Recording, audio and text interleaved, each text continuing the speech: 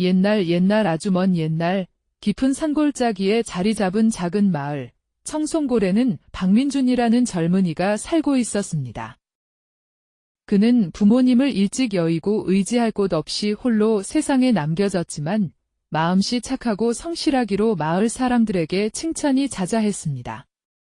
어릴 적부터 친척 집들을 전전하며 온갖 굳은 일을 도맡아 하던 민주는 20살이 되자 마을에서 가장 큰 부잣집 김대감 댁 머슴으로 들어가 10년이라는 긴 세월을 묵묵히 일했습니다. 김대감 댁에서 굳은 일도 마다 않고 성실하게 일한 덕분에 민주는 꽤 많은 돈을 모을 수 있었습니다. 25살이 되던 해봄, 이웃 마을 박씨 아저씨의 소개로 마음씨 곱기로 소문난 옆마을 안동골 최씨 댁 외동딸 최채령과 혼례를 올리게 되었습니다. 채령은 맑은 눈망울과 해맑은 웃음이 매력적인 누구에게나 친절한 아가씨였습니다. 민주는 그동안 모아둔 돈으로 김대감 댁 머슴살이를 청산하고 청송골 작은 밭되기와 낡은 초가집 한 채를 사서 아내 채령과 함께 새로운 삶을 시작했습니다. 봄 햇살 따스한 어느 날 채령은 정성껏 지은 점심을 들고 밭으로 나갔습니다. 서방님, 점심 드세요. 새참으로 쑥버무리도 좀 싸왔어요. 벌써 점심때가 되었나? 일하다 보니 시간이 가는 줄 몰랐네? 당신도 어서 와서 같이 먹어요. 민주는 아내가 싸온 따뜻한 밥과 쑥버무리를 맛있게 먹으며 지난날의 고생을 떠올렸습니다. 의지할 곳 하나 없이 힘겨운 삶을 견뎌내고 이제 눈앞에 사랑하는 아내와 작은 보금자리가 생겼다는 사실에 감격했습니다. 마치 꿈만 같았습니다. 하지만 행복도 잠시, 그해 여름, 기록적인 폭우가 쏟아져 청송골을 덮쳤습니다. 냇물은 범람하여 둑을 무너뜨리고 민준 부부의 밭되기는 순식간에 물에 잠기고 말았습니다. 한 해 농사를 망친 민준 부부는 겨울 내내 제대로 먹지도 못하고 힘겨운 시간을 보내야 했습니다. 겨울이 지나고 봄이 왔지만 이번에는 몇 달째 비 한 방울 내리지 않는 극심한 가뭄이 이어졌습니다. 쩍쩍 갈라지는 밭을 바라보며 민주는 애타는 마음으로 하늘만 바라봤지만 야속하게도 하늘은 굳게 입을 다물었습니다. 결국 그해 농사도 망치고 말았습니다. 곳간은 텅 비었고 먹을 양식조차 부족하여 민준 부부는 하루 한 끼 죽으로 겨우 연명해 갔습니다. 엎친 데 덮친 격으로 힘든 생활에 지친 채령은 몸져눕고 말았습니다. 가뜩이나 넉넉지 못한 살림에 아내의 병까지 더해지니 민주는 막막한 마음에 하늘을 원망했습니다. 하늘이시여, 제가 전생에 무슨 죄를 지었기에 이토록 혹독한 시련을 내리시는 겁니까? 저는 그저 남들처럼 평범하게 아들, 딸 낳고 행복하게 살고 싶을 뿐입니다. 민준의 딱한 소식은 안동골 친정에도 전해졌습니다. 장인 최 씨와 장모 박 씨는 부랴부랴 청송골 민준의 집으로 찾아왔습니다. 퀭한 얼굴로 자리에 누워있는 딸 채령을 본 장인 최 씨는 민준을 매섭게 꾸짖었습니다.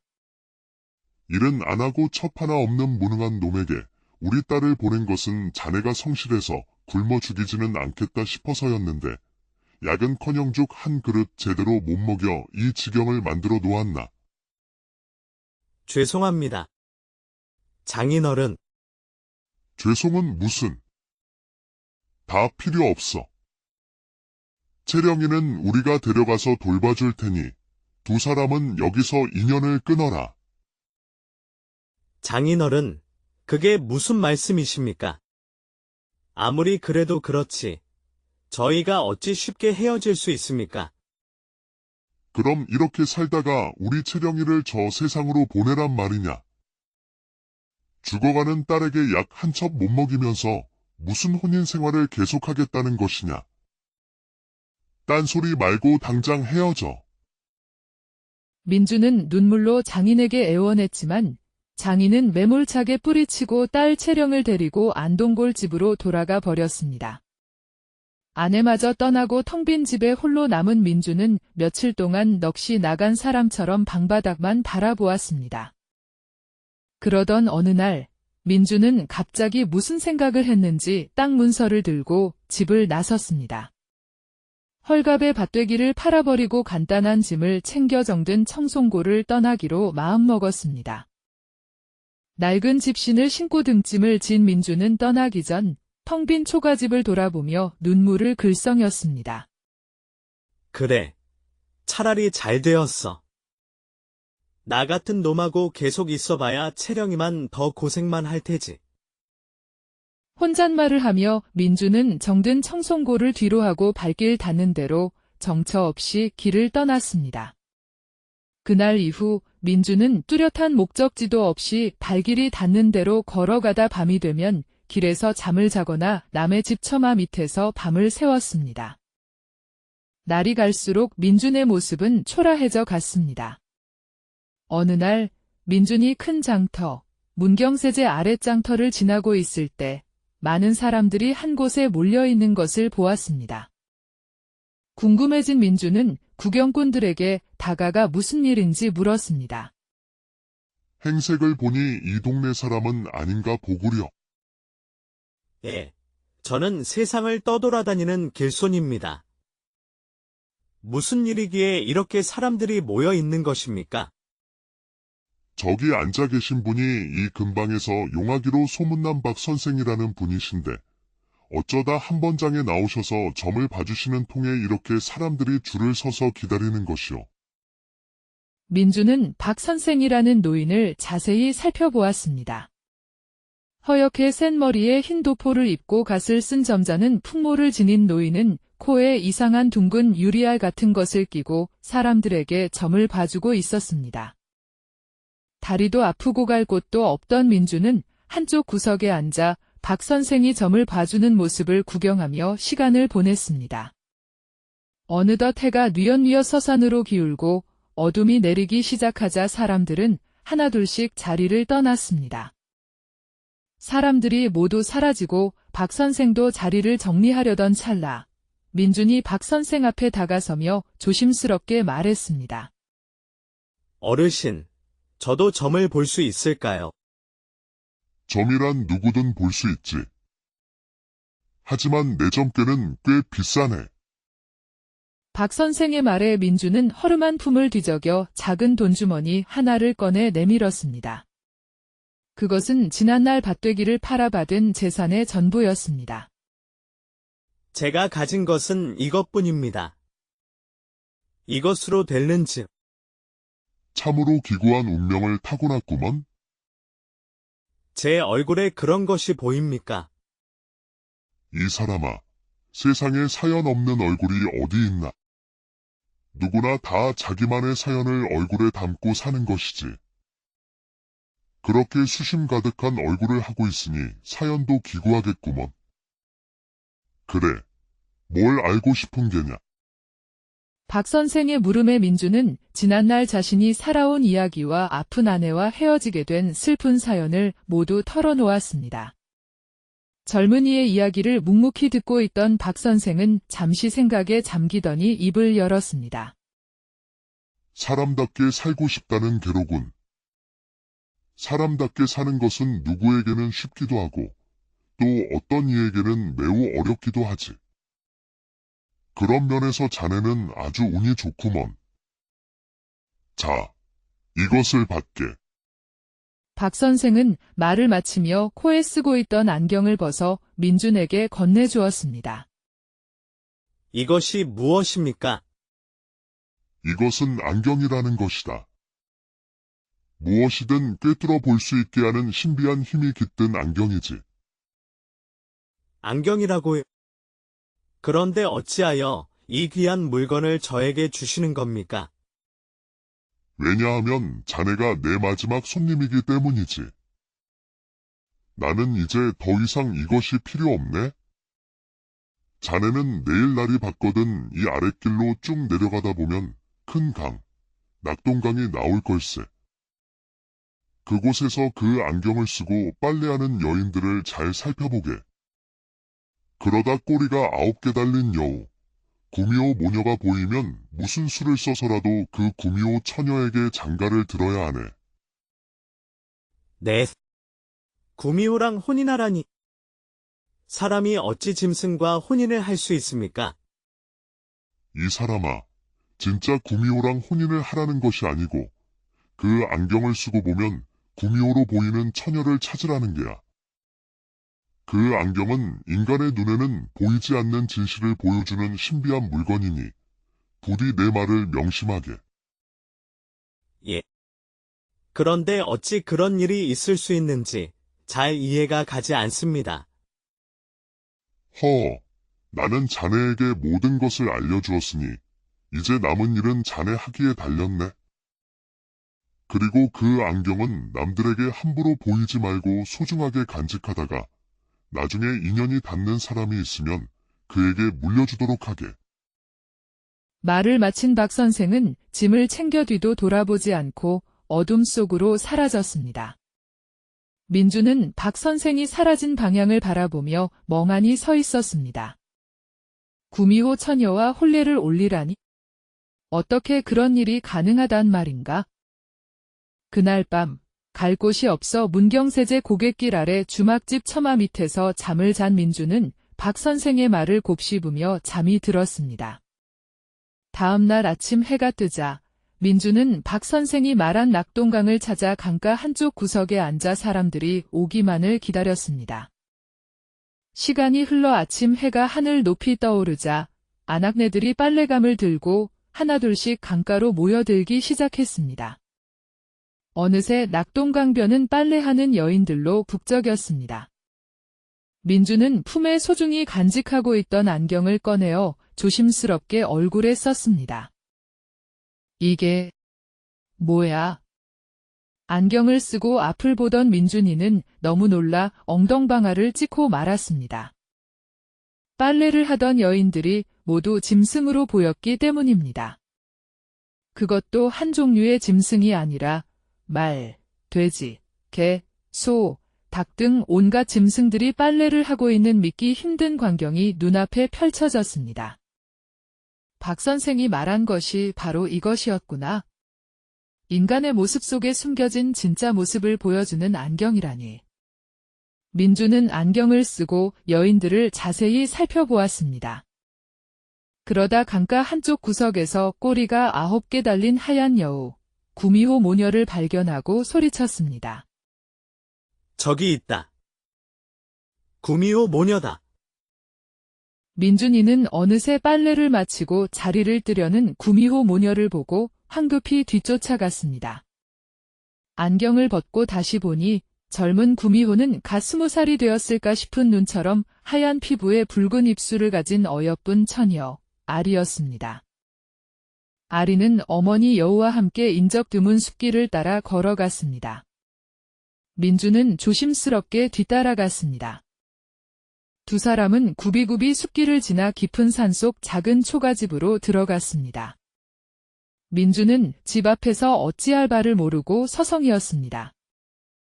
해가 서산으로 기울고 어둠이 내려앉기 시작하자 민주는 용기를 내어 집 앞에서 외쳤습니다. 주인장 계십니까? 조용한 집에서 방문이 열리더니 구미호 모녀가 놀란 눈으로 민준을 쳐다보았습니다. 주인은 나인데 누구시길래 남의 집 문 앞에서 소란이요? 저는 길을 가던 나그네입니다. 묵을 곳이 없어 그러니 하룻밤만 묵어가게 해주십시오. 아이고, 보아하니 젊은 총각 같은데 집을 잘못 찾아오셨소. 이 집에는 늙은 어미와 어린 딸, 여자 둘뿐이라 남정네를 드릴 수 없소. 그러니 마을로 내려가 다른 집을 알아보시오. 어머니 여우는 단호하게 말하며 문을 닫으려 했습니다. 민준이는 다시 한번 간곡하게 사정했습니다. 사정을 봐주십시오. 먼 길을 걸어온 데다 하루 종일 굶어 너무나 지쳤습니다.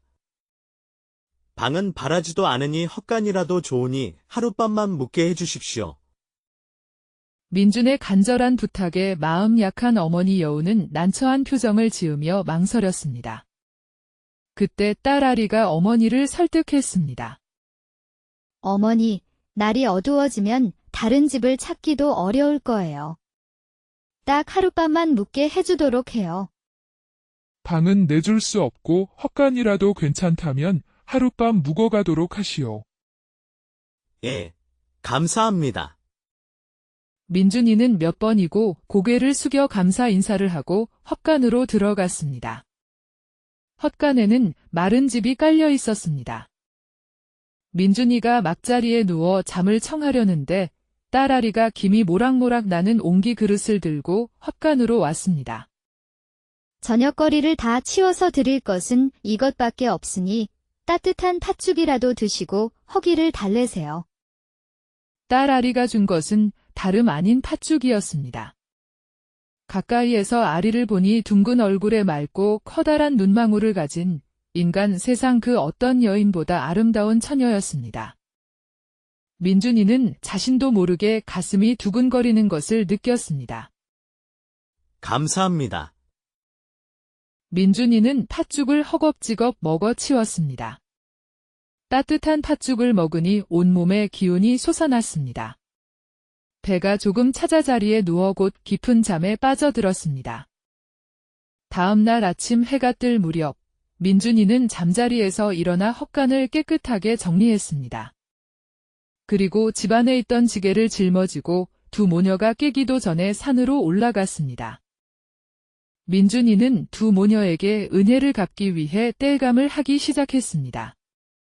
점심때가 훨씬 지난 오후 늦게서야 민준이는 나무 한 짐을 가득 지고 산에서 내려왔습니다.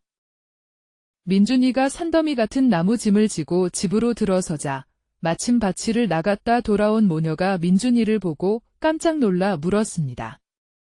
아니, 아침에 떠나신 줄 알았는데 어찌 다시 오신 거예요? 어제 두 분께 큰 은혜를 입어 조금이라도 갚고 싶어 땔감을 좀 해왔습니다. 민준이가 해온 땔감 짐은 엄청났습니다. 집에서 일주일은 넉넉히 뗄 수 있을 만큼 많은 양이었습니다. 아이고, 땔감을 하려고 그렇게 일찍 산에 가셨던 거예요? 보아하니 끼니도 거르신 것 같은데 어서 밥부터 드세요. 어머니 여우는 부엌으로 들어가 저녁 준비를 시작했고 곧 따뜻한 밥상과 맛있는 산나물 반찬이 차려졌습니다. 세 사람은 마주 앉아 저녁 식사를 함께 했습니다. 식사가 끝날 무렵 어머니 여우가 민준이에게 조심스럽게 말을 건넸습니다. 오늘은 해가 저물었으니 내일 날이 밝거든 떠나시게. 여자들만 사는 집에 남정네가 오래 머무는 것은 좋지 않으니. 어머니 여우의 말에 민준이는 목이 메어 한참 동안 아무 말도 못했습니다. 망설이던 민준이는 어렵게 입을 열었습니다. 염치 없는 말씀인 줄 알지만 며칠만 더 머물 수 있게 해주십시오. 제가 오랫동안 객지 생활을 한 탓에 몸이 많이 상한 데다 일가 친척도 하나 없어 갈 곳이 없습니다. 밥 한 끼만 주시면 밭일, 땔감, 집안일까지 뭐든지 다 할 테니 며칠만 말미를 주십시오. 민준이의 딱한 사정을 들은 모녀는 난처한 표정을 지었지만 매정하게 내치지 못했습니다. 그날 저녁, 민준이는 헛간에서 잠을 잤습니다. 다음 날 아침 해가 뜨자마자 산에 올라가 땔감을 한 짐 가득해 오더니 오후부터는 밭에 나가 모녀를 도와 밭일을 했습니다. 그렇게 구미호아리의 집에 머무르게 된 지 며칠이 지나자 집안에는 땔감이 가득 쌓였고 밭일도 민준이가 척척 해내니 모녀의 생활은 한결 편안해졌습니다. 며칠만 묵겠다고 했던 민준이는 보름이 지나고 한 달, 두 달이 넘도록 그 집에 머물렀습니다. 이제는 아무도 민준이에게 떠나라는 말을 하지 않았습니다. 여름이 다가올 무렵 장마가 시작되어 억수 같은 비가 쏟아지기 시작하더니 한 달 넘게 그치지 않고 내렸습니다. 마을은 물난리로 큰 피해를 입었습니다. 냇물은 범람하고 둑은 무너져 집과 밭이 물에 잠기고 다리가 끊기는 등 온 마을이 쑥대밭이 되었습니다.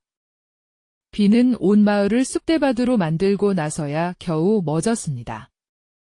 많은 사람들이 농사를 망쳐 쌀값이 크게 올랐습니다. 게다가 쌀쌀한 바람이 불어오는 가을이 되자 땔감 역시 가격이 많이 올랐습니다. 민준이는 그동안 부지런히 모아둔 땔감을 장에 내다 팔아 꽤 많은 돈을 벌 수 있었습니다. 어머니, 아리, 이것을 받아주십시오. 어머니, 아리, 이것을 받아주십시오. 민준이가 장에서 돌아와 어머니 여우에게 작은 돈주머니를 내밀었습니다. 이것이 뭐예요? 어머니 여우는 돈주머니를 받아 열어보고 깜짝 놀라 말했습니다. 아니, 이 돈은 다 뭐예요? 장에 나가 땔감을 모두 팔고 받은 돈입니다. 이 돈은 총각이 써야지. 왜 우리한테 주는 거예요? 아니, 아무리 그래도 이 돈을 내가 받아도 되려나 모르겠네. 어머니 여우는 짐짓 걱정하는 척했지만 결국 돈주머니를 받았습니다. 그해 가을, 민준이가 열심히 가꾼 밭작물들은 물난리 속에서도 큰 피해 없이 잘 자랐습니다. 민준이는 또 한 번 모녀에게 큰 돈을 벌어다 주었습니다. 세 사람이 함께 생활한 지 몇 달이 지나자 민준이와 아리 사이에는 묘한 감정이 싹트기 시작했습니다. 밤하늘을 함께 바라보며 이야기를 나누고 밭일을 함께하며 땀 흘리는 사이 서로에게 깊이 빠져든 것입니다. 어머니 여우 역시 그 사실을 눈치채고 한동안 고민하다가 어느 날 밤 달빛 아래 세 사람을 불러놓고 조심스럽게 이야기를 꺼냈습니다. 젊은이, 민준아, 구미호 아리와 어쩌다 보니 함께 지낸 시간이 꽤 되었구려.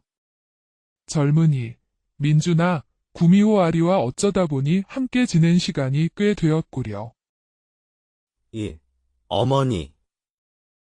항상 저를 따뜻하게 맞아주신 것에 감사하게 생각하고 있습니다. 그동안 민준이를 쭉 지켜보니 우리 딸 아리의 배필, 신랑감으로 괜찮겠다는 생각이 드는데 민준이는 우리 아리와 백년가약을 맺을 마음은 없는지?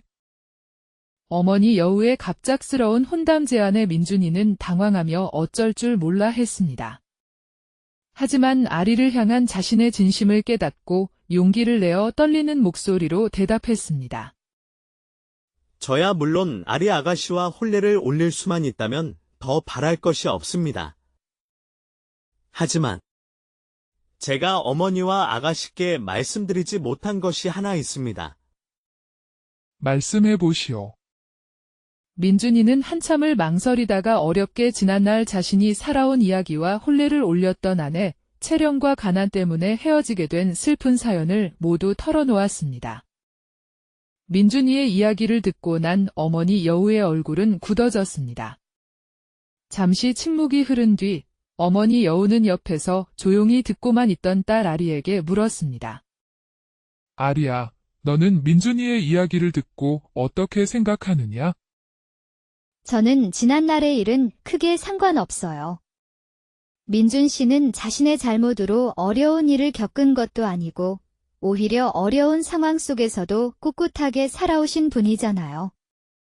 저는 앞으로 민준 씨와 함께 행복하게 살아갈 수 있다면 그걸로 충분해요. 그날 밤 달빛 아래 서로의 마음을 확인한 민준이와 아리는 어머니 여우의 축복 속에서 다음 해 따뜻한 봄날에 조촐하지만 아름다운 혼례를 올렸습니다. 어머니 여우는 혼례 선물로 대대로 내려오던 귀한 여우 구슬을 아리에게 주었고 아리는 그 구슬을 민준이에게 건네주었습니다. 혼례를 올린 민준이는 이전보다 더 열심히 일했습니다. 아리와 함께 힘을 합쳐 밭을 일구고 땔감을 마련하고 집안일을 돌보았습니다. 그동안 모아두었던 돈과 아리가 준 여우 구슬 덕분에 민준은 주변의 밭을 더 사서 밭농사를 크게 시작했는데 그해 하늘도 도왔는지 큰 풍년이 들어 엄청난 돈을 벌어들일 수 있었습니다. 좋은 일은 여기서 그치지 않았습니다. 아리가 임신을 하고 다음 해 예쁜 딸을 낳아 민준이의 집안에는 웃음꽃이 끊이지 않았습니다. 민준이와 아리가 혼례를 올린 지 3년이 되자 민준이가 하는 농사는 해마다 잘 되어 민준이는 금방 청송골에서 가장 큰 땅을 가진 부자가 되었습니다. 소장농까지 둘 정도로 부유해졌습니다. 민준이는 그토록 바라던 행복하고 풍요로운 나날을 보내게 되었지만 마음 한편에는 언제나 헤어진 아내 채령에 대한 근심거리가 자리 잡고 있었습니다. 생사조차 알 수 없는 채령에 대한 걱정은 민준의 마음을 늘 무겁게 했습니다. 어느덧 10년이라는 세월이 흘렀습니다. 풍요로운 가을날 밭일을 마치고 돌아온 민준이는 아리에게 조심스럽게 부탁했습니다. 부인, 이것으로 치마 저고리를 한 벌 곱게 만들어 주시오. 민준이가 내민 것은 아주 곱고 질 좋은 명주 옷감이었습니다. 아리는 남편이 해마다 가을이 되면 명주 옷감을 구해 치마 저고리를 만들어 달라고 부탁하는 것을 알고 있었습니다. 처음에는 그 이유를 물었지만 민준이는 굳게 입을 다물고 아무 말도 하지 않았습니다. 아리는 묵묵히 옷감을 받아들고 정성껏 바느질하여 고운 치마 저고리를 한 벌 만들었습니다. 그렇게 해마다 치마 저고리 한 벌씩 만들어 아리에게 부탁했습니다. 10년이라는 시간이 지나자 10벌이나 되는 고운 치마 저고리들이 장롱 속에 차곡차곡 쌓였습니다. 그러던 어느 날 민준이는 아침 일찍부터 장롱 속에 고이 간직해온 치마 저고리 10벌을 꺼내 짐으로 꾸리고 박 선생에게 받은 신비한 안경까지 품에 넣고 집을 나설 채비를 했습니다. 부인, 잠시 안동골에 다녀올 곳이 있어 며칠 집을 비울 듯하오. 그동안 아이들을 잘 보살펴 주시오. 며칠이 걸릴지는 모르겠지만 금방 돌아오겠소. 안동골이요? 무슨 일로 안동골까지 가시는 거예요? 아이들은 걱정 마시고 객지에 나가시면 끼니 거르지 마시고 몸 건강히 잘 다녀오세요. 알겠소. 걱정 마시오. 민준이는 집을 나서기 위해 마중 나온 귀여운 아이들과 사랑스러운 아리를 바라보았습니다. 문득 호기심이 들어 품에서 안경을 꺼내 아이들을 쳐다보았습니다. 그러자 아이들은 앙증맞은 아기 여우들로 보였습니다. 볼 때마다 신기하고 재미있는 일이었습니다. 민준이는 짐을 실은 나귀를 끌고 부지런히 걸어 며칠 만에 자신이 살았던 옛마을 안동골에 도착했습니다. 10년 만에 다시 찾은 안동골은 예전과 크게 달라지지 않았지만 왠지 모르게 낯설게 느껴졌습니다. 민주는 채령과 신혼생활을 시작했던 옛집을 찾아가 보았지만 집은 폐허가 되어 있었습니다.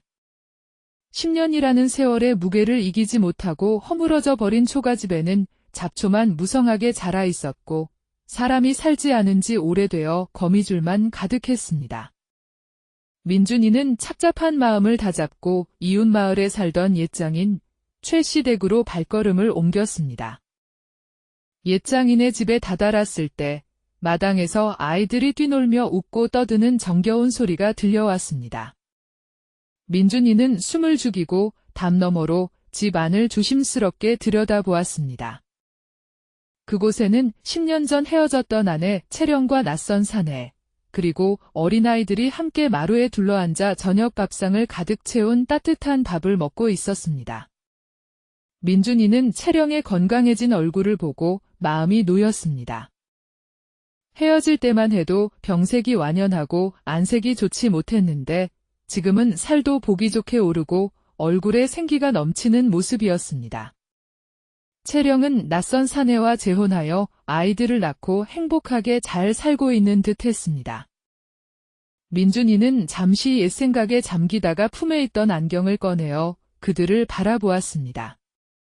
그러자 신기하게도 그곳에는 돼지 아이들과 어미돼지, 아비돼지가 꿀꿀거리며 맛있게 밥을 먹는 모습이 보였습니다. 잠시 후 식사를 마친 돼지 가족들은 아기 돼지들은 신이 나서 밖으로 뛰어나갔고 아비돼지는 농기구들을 챙겨 밭으로 일하러 나섰습니다. 민준이는 채령이 혼자 남은 것을 확인하고 용기를 내어 조심스럽게 집 안으로 들어갔습니다. 낡은 마루에 앉아 배를 짜고 있던 채령은 인기척에 고개를 들어 방문 쪽을 바라보았습니다. 10년 만에 나타난 민준을 발견한 채령은 깜짝 놀라 손에 들고 있던 배틀북을 떨어뜨리고 말았습니다. 채령, 그간 잘 지냈소? 민준이가 채령을 보며 목이 메인 목소리로 어렵게 말을 꺼내자 채령의 맑은 눈에서 눈물이 주르륵 흘러내렸습니다. 당신, 살아 계셨군요. 그러게 말이오. 모진 인생, 어쩌다 보니 이제까지 억척스럽게 잘 살아 있었소. 10년 만에 다시 만난 두 사람은 서로를 바라보며 하염없이 눈물을 흘렸습니다. 망부석처럼 한참을 서 있다가 조심스럽게 서로에게 안부를 물었습니다. 얼굴이 이전보다 훨씬 좋아졌구려. 길에서 마주쳤다면 못 알아볼 뻔했소. 당신도 몰라보게 훤칠해지셨네요. 이전과 많이 달라지셨어요. 그간 고생을 많이 하셨나 봐요. 그렇소. 하지만 이제는 괜찮소. 부인에게 줄 것이 있어 가져왔소.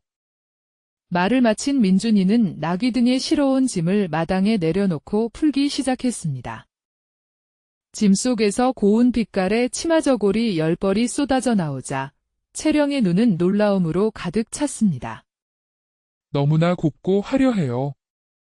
제 평생 이렇게 고운 명주 옷은 처음 봐요. 내가 밭농사가 잘 되어 살림이 넉넉해질 때마다 지난날 당신에게 모질게 대했던 것이 후회스러워 당신 생각하며 한 벌씩 만들어 두었던 것이오. 10년 동안 만든 것이라 혹시 몸에 잘 맞을지는 모르겠구려. 글쎄요. 10년이나 지나서 몸에 맞을지는 모르겠네요. 마침 저도 드릴 것이 있는데 잠깐만 기다려보세요. 채령은 눈물을 훔치며 황급히 집 안으로 뛰어 들어가더니 잠시 후 커다란 보자기에 싼 보따리를 가져와 민준이에게 조심스럽게 내밀었습니다. 채령이 풀어놓은 보따리 속에는 곱게 지어진 남자옷 10벌이 차곡차곡 담겨 있어 민준이는 놀라움을 금치 못했습니다. 당신 소식을 알 수 없어 늘 마음이 아팠어요. 당신 생각이 날 때마다 당신 옷을 한 벌씩 만들다 보니 어느새 10벌이나 만들게 되었네요. 당신과 헤어지던 날 얼굴도 제대로 못 보고 헤어지게 되어 한동안 마음이 괴로웠어요. 그런데 이렇게 건강하고 늠름한 모습으로 다시 만나게 되니 정말 반갑고 감사한 일이네요. 나야말로 고맙소. 부인이 이렇게 건강하고 행복하게 잘 지내는 모습을 보니 그동안 무거운 짐처럼 마음속에 짓눌려 있던 응어리가 조금은 풀리는 것 같구려. 다행이네요. 이제 지난 일은 모두 잊고 앞으로는 부디 아내분과 아이들과 함께 행복하게 잘 사세요. 고맙소.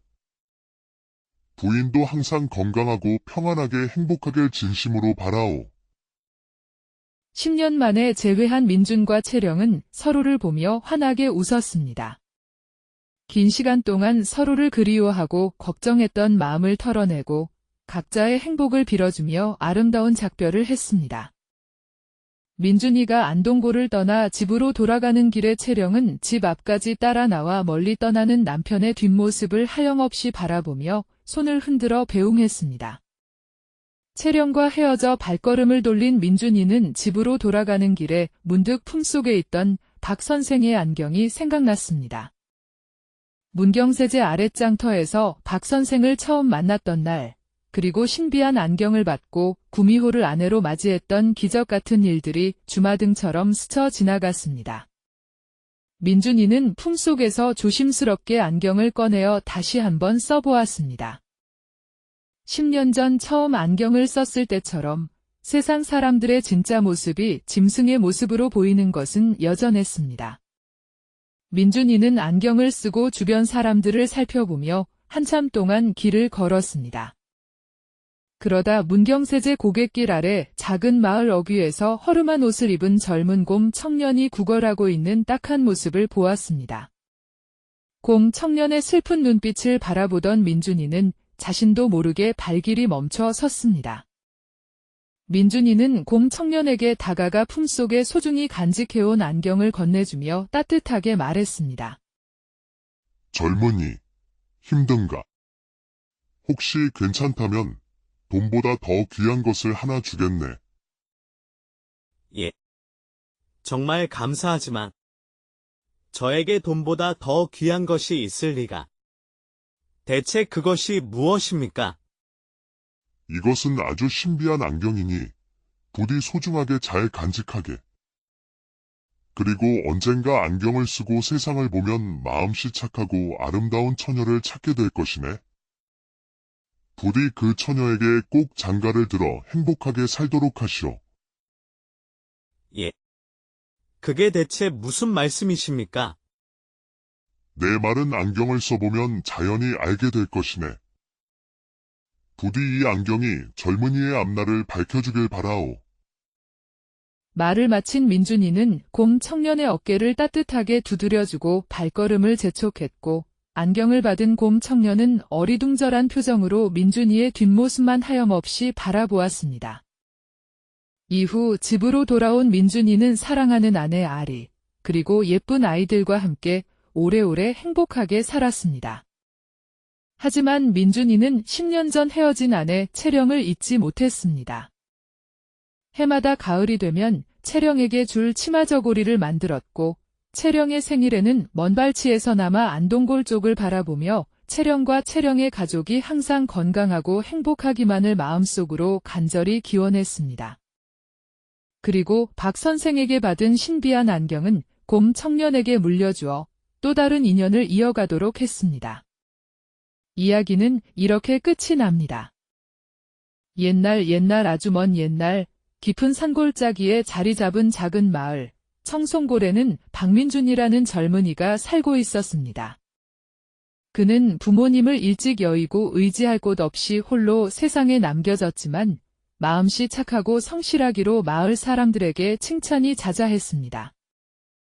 어릴 적부터 친척 집들을 전전하며 온갖 굳은 일을 도맡아 하던 민주는 20살이 되자 마을에서 가장 큰 부잣집 김대감 댁 머슴으로 들어가 10년이라는 긴 세월을 묵묵히 일했습니다. 김대감 댁에서 굳은 일도 마다 않고 성실하게 일한 덕분에 민주는 꽤 많은 돈을 모을 수 있었습니다. 25살이 되던 해봄, 이웃 마을 박씨 아저씨의 소개로 마음씨 곱기로 소문난 옆마을, 안동골 최씨댁 외동딸 최채령과 혼례를 올리게 되었습니다. 채령은 맑은 눈망울과 해맑은 웃음이 매력적인 누구에게나 친절한 아가씨였습니다. 민주는 그동안 모아둔 돈으로 김대감 댁 머슴살이를 청산하고 청송골 작은 밭되기와 낡은 초가집 한 채를 사서 아내 채령과 함께 새로운 삶을 시작했습니다. 봄 햇살 따스한 어느 날 채령은 정성껏 지은 점심을 들고 밭으로 나갔습니다. 서방님, 점심 드세요.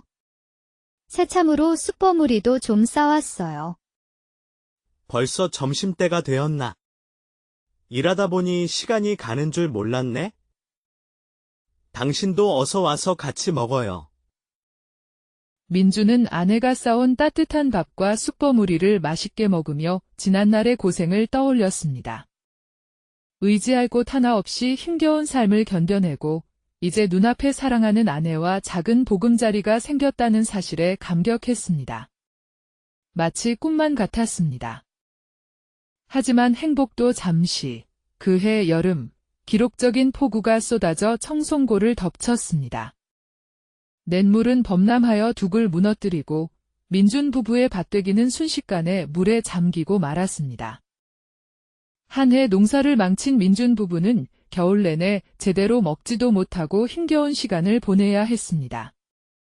겨울이 지나고 봄이 왔지만 이번에는 몇 달째 비 한 방울 내리지 않는 극심한 가뭄이 이어졌습니다. 쩍쩍 갈라지는 밭을 바라보며 민주는 애타는 마음으로 하늘만 바라봤지만 야속하게도 하늘은 굳게 입을 다물었습니다. 결국 그해 농사도 망치고 말았습니다. 곳간은 텅 비었고 먹을 양식조차 부족하여 민준 부부는 하루 한 끼 죽으로 겨우 연명해 갔습니다. 엎친 데 덮친 격으로 힘든 생활에 지친 채령은 몸져눕고 말았습니다. 가뜩이나 넉넉지 못한 살림에 아내의 병까지 더해지니 민주는 막막한 마음에 하늘을 원망했습니다. 하늘이시여, 제가 전생에 무슨 죄를 지었기에 이토록 혹독한 시련을 내리시는 겁니까? 저는 그저 남들처럼 평범하게 아들, 딸 낳고 행복하게 살고 싶을 뿐입니다. 민준의 딱한 소식은 안동골 친정에도 전해졌습니다. 장인 최 씨와 장모 박 씨는 부랴부랴 청송골 민준의 집으로 찾아왔습니다. 퀭한 얼굴로 자리에 누워있는 딸 채령을 본 장인 최 씨는 민준을 매섭게 꾸짖었습니다. 일은 안 하고 첩 하나 없는 무능한 놈에게 우리 딸을 보낸 것은 자네가 성실해서 굶어 죽이지는 않겠다 싶어서였는데 약은커녕 죽 한 그릇 제대로 못 먹여 이 지경을 만들어 놓았나.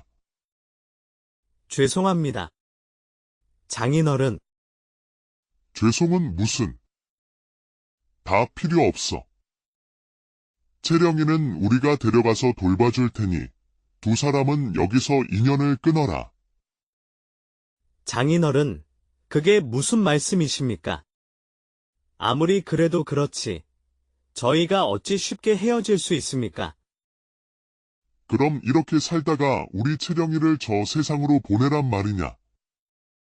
죽어가는 딸에게 약 한 첩 못 먹이면서 무슨 혼인 생활을 계속하겠다는 것이냐. 딴소리 말고 당장 헤어져. 민준은 눈물로 장인에게 애원했지만 장인은 매몰차게 뿌리치고 딸 채령을 데리고 안동골 집으로 돌아가 버렸습니다. 아내마저 떠나고 텅 빈 집에 홀로 남은 민준은 며칠 동안 넋이 나간 사람처럼 방바닥만 바라보았습니다. 그러던 어느 날 민준은 갑자기 무슨 생각을 했는지 땅 문서를 들고 집을 나섰습니다. 헐갑의 밭되기를 팔아버리고 간단한 짐을 챙겨 정든 청송골을 떠나기로 마음먹었습니다. 낡은 집신을 신고 등짐을 진 민준은 떠나기 전 텅 빈 초가집을 돌아보며 눈물을 글썽였습니다. 그래, 차라리 잘 되었어. 나 같은 놈하고 계속 있어봐야 채령이만 더 고생만 할 테지. 혼잣말을 하며 민준은 정든 청송골을 뒤로하고 발길 닿는 대로 정처 없이 길을 떠났습니다. 그날 이후 민준은 뚜렷한 목적지도 없이 발길이 닿는 대로 걸어가다 밤이 되면 길에서 잠을 자거나 남의 집 처마 밑에서 밤을 새웠습니다. 날이 갈수록 민준의 모습은 초라해져 갔습니다. 어느 날 민준이 큰 장터, 문경세제 아랫장터를 지나고 있을 때 많은 사람들이 한 곳에 몰려있는 것을 보았습니다. 궁금해진 민준은 구경꾼들에게 다가가 무슨 일인지 물었습니다. 행색을 보니 이 동네 사람은 아닌가 보구려. 예, 저는 세상을 떠돌아다니는 길손입니다. 무슨 일이기에 이렇게 사람들이 모여 있는 것입니까? 저기 앉아 계신 분이 이 근방에서 용하기로 소문난 박 선생이라는 분이신데 어쩌다 한 번장에 나오셔서 점을 봐주시는 통에 이렇게 사람들이 줄을 서서 기다리는 것이오. 민준은 박 선생이라는 노인을 자세히 살펴보았습니다. 허옇게 센 머리에 흰 도포를 입고 갓을 쓴 점잖은 풍모를 지닌 노인은 코에 이상한 둥근 유리알 같은 것을 끼고 사람들에게 점을 봐주고 있었습니다. 다리도 아프고 갈 곳도 없던 민준은 한쪽 구석에 앉아 박 선생이 점을 봐주는 모습을 구경하며 시간을 보냈습니다. 어느덧 해가 뉘엿뉘엿 서산으로 기울고 어둠이 내리기 시작하자 사람들은 하나둘씩 자리를 떠났습니다. 사람들이 모두 사라지고 박 선생도 자리를 정리하려던 찰나 민준이 박 선생 앞에 다가서며 조심스럽게 말했습니다. 어르신, 저도 점을 볼 수 있을까요? 점이란 누구든 볼 수 있지. 하지만 내 점괘는 꽤 비싸네. 박 선생의 말에 민준은 허름한 품을 뒤적여 작은 돈주머니 하나를 꺼내 내밀었습니다. 그것은 지난날 밭되기를 팔아받은 재산의 전부였습니다. 제가 가진 것은 이것뿐입니다. 이것으로 될는즉. 참으로 기구한 운명을 타고났구먼. 제 얼굴에 그런 것이 보입니까? 이 사람아, 세상에 사연 없는 얼굴이 어디 있나? 누구나 다 자기만의 사연을 얼굴에 담고 사는 것이지. 그렇게 수심 가득한 얼굴을 하고 있으니 사연도 기구하겠구먼. 그래, 뭘 알고 싶은 게냐? 박 선생의 물음에 민주는 지난날 자신이 살아온 이야기와 아픈 아내와 헤어지게 된 슬픈 사연을 모두 털어놓았습니다. 젊은이의 이야기를 묵묵히 듣고 있던 박 선생은 잠시 생각에 잠기더니 입을 열었습니다. 사람답게 살고 싶다는 괴로군. 사람답게 사는 것은 누구에게는 쉽기도 하고 또 어떤 이에게는 매우 어렵기도 하지.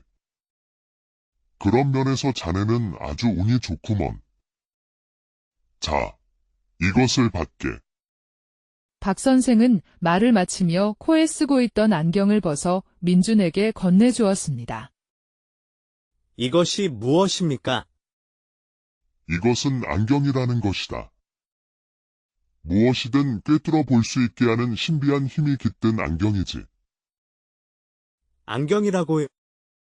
그런데 어찌하여 이 귀한 물건을 저에게 주시는 겁니까? 왜냐하면 자네가 내 마지막 손님이기 때문이지. 나는 이제 더 이상 이것이 필요 없네. 자네는 내일 날이 밝거든 이 아랫길로 쭉 내려가다 보면 큰 강, 낙동강이 나올 걸세. 그곳에서 그 안경을 쓰고 빨래하는 여인들을 잘 살펴보게. 그러다 꼬리가 9개 달린 여우, 구미호 모녀가 보이면 무슨 수를 써서라도 그 구미호 처녀에게 장가를 들어야 하네. 네. 구미호랑 혼인하라니. 사람이 어찌 짐승과 혼인을 할 수 있습니까? 이 사람아, 진짜 구미호랑 혼인을 하라는 것이 아니고 그 안경을 쓰고 보면 구미호로 보이는 처녀를 찾으라는 게야. 그 안경은 인간의 눈에는 보이지 않는 진실을 보여주는 신비한 물건이니 부디 내 말을 명심하게. 예. 그런데 어찌 그런 일이 있을 수 있는지 잘 이해가 가지 않습니다. 나는 자네에게 모든 것을 알려주었으니 이제 남은 일은 자네 하기에 달렸네. 그리고 그 안경은 남들에게 함부로 보이지 말고 소중하게 간직하다가 나중에 인연이 닿는 사람이 있으면 그에게 물려주도록 하게. 말을 마친 박 선생은 짐을 챙겨 뒤도 돌아보지 않고 어둠 속으로 사라졌습니다. 민주는 박 선생이 사라진 방향을 바라보며 멍하니 서 있었습니다. 구미호 처녀와 혼례를 올리라니? 어떻게 그런 일이 가능하단 말인가? 그날 밤, 갈 곳이 없어 문경세제 고갯길 아래 주막집 처마 밑에서 잠을 잔 민주는 박 선생의 말을 곱씹으며 잠이 들었습니다. 다음 날 아침 해가 뜨자 민주는 박 선생이 말한 낙동강을 찾아 강가 한쪽 구석에 앉아 사람들이 오기만을 기다렸습니다. 시간이 흘러 아침 해가 하늘 높이 떠오르자 아낙네들이 빨래감을 들고 하나둘씩 강가로 모여들기 시작했습니다. 어느새 낙동강변은 빨래하는 여인들로 북적였습니다. 민주는 품에 소중히 간직하고 있던 안경을 꺼내어 조심스럽게 얼굴에 썼습니다. 이게 뭐야? 안경을 쓰고 앞을 보던 민준이는 너무 놀라 엉덩방아를 찍고 말았습니다. 빨래를 하던 여인들이 모두 짐승으로 보였기 때문입니다.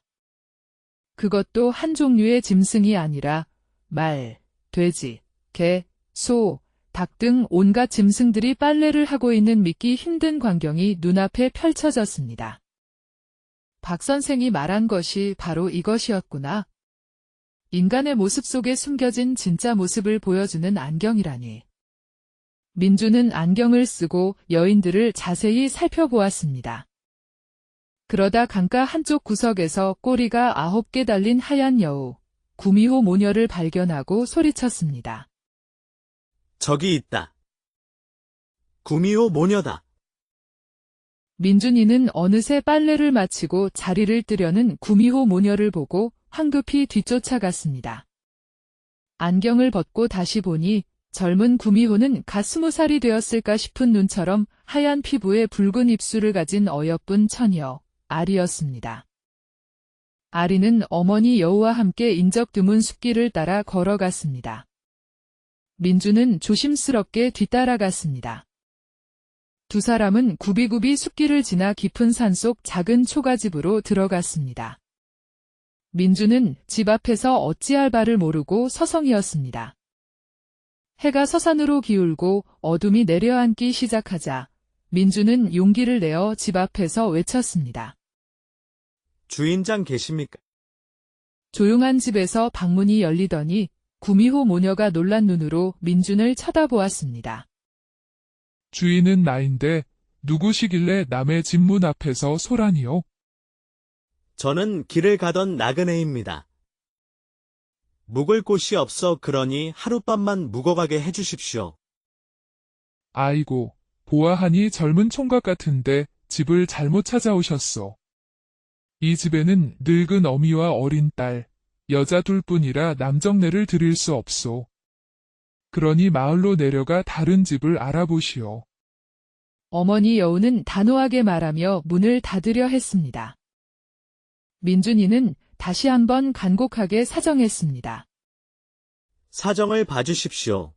먼 길을 걸어온 데다 하루 종일 굶어 너무나 지쳤습니다.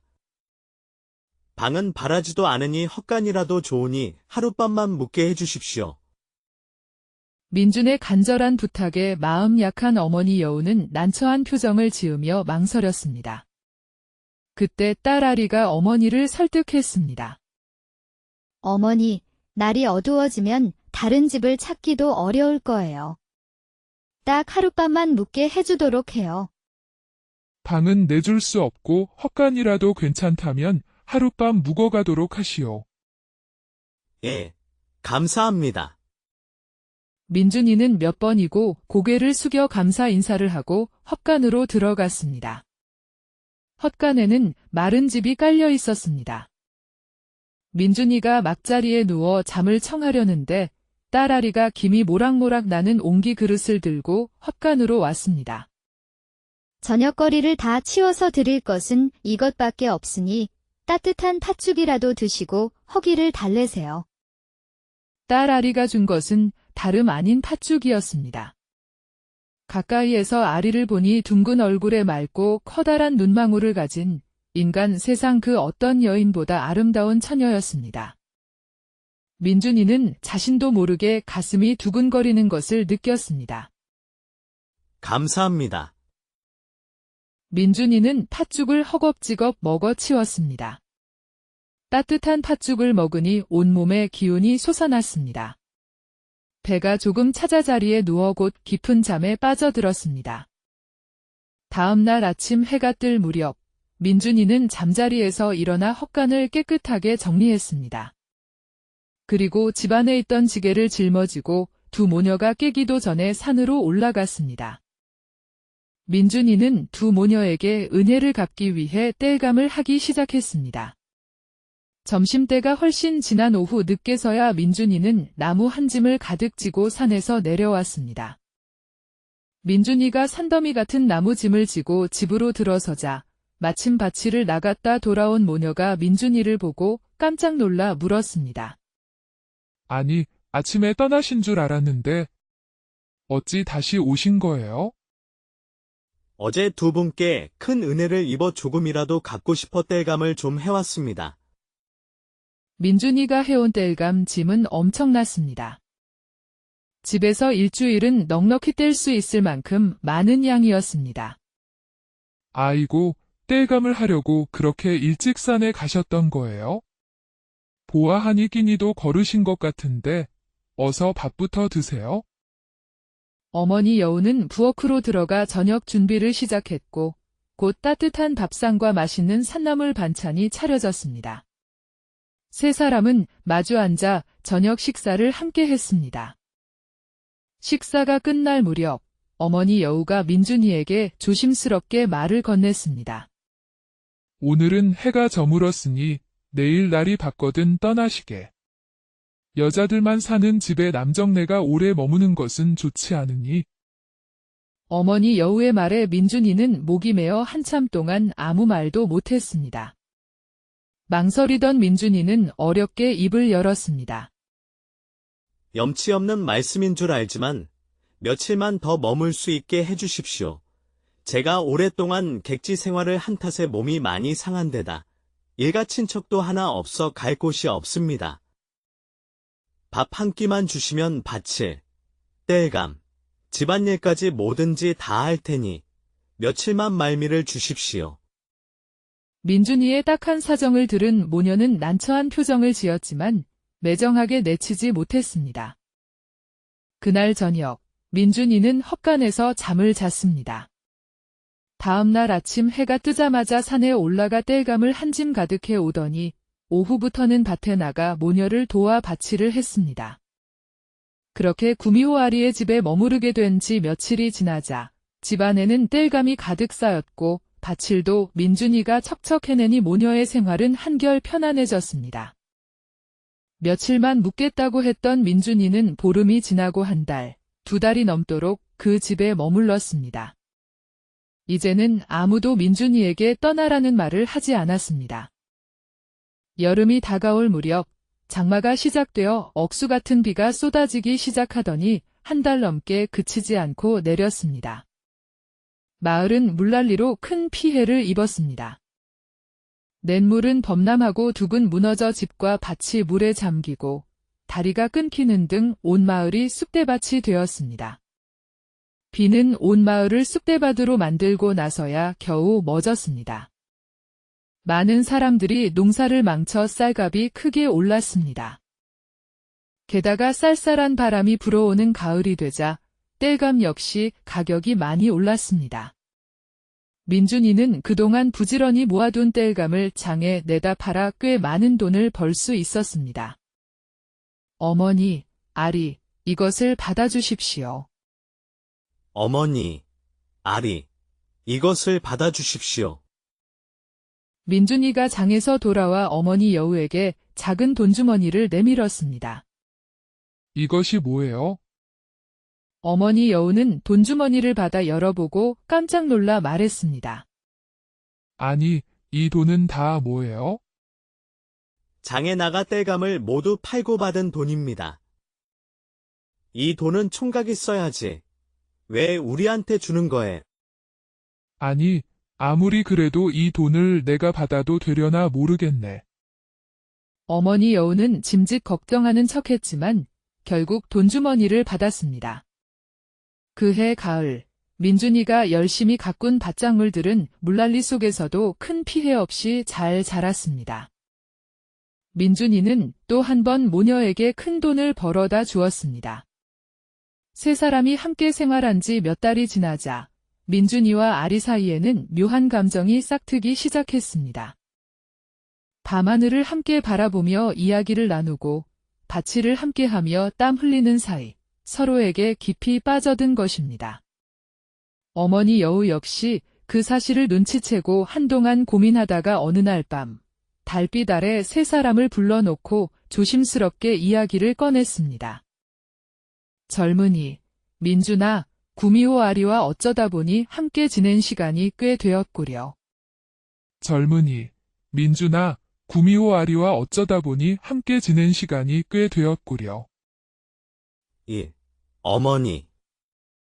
항상 저를 따뜻하게 맞아주신 것에 감사하게 생각하고 있습니다.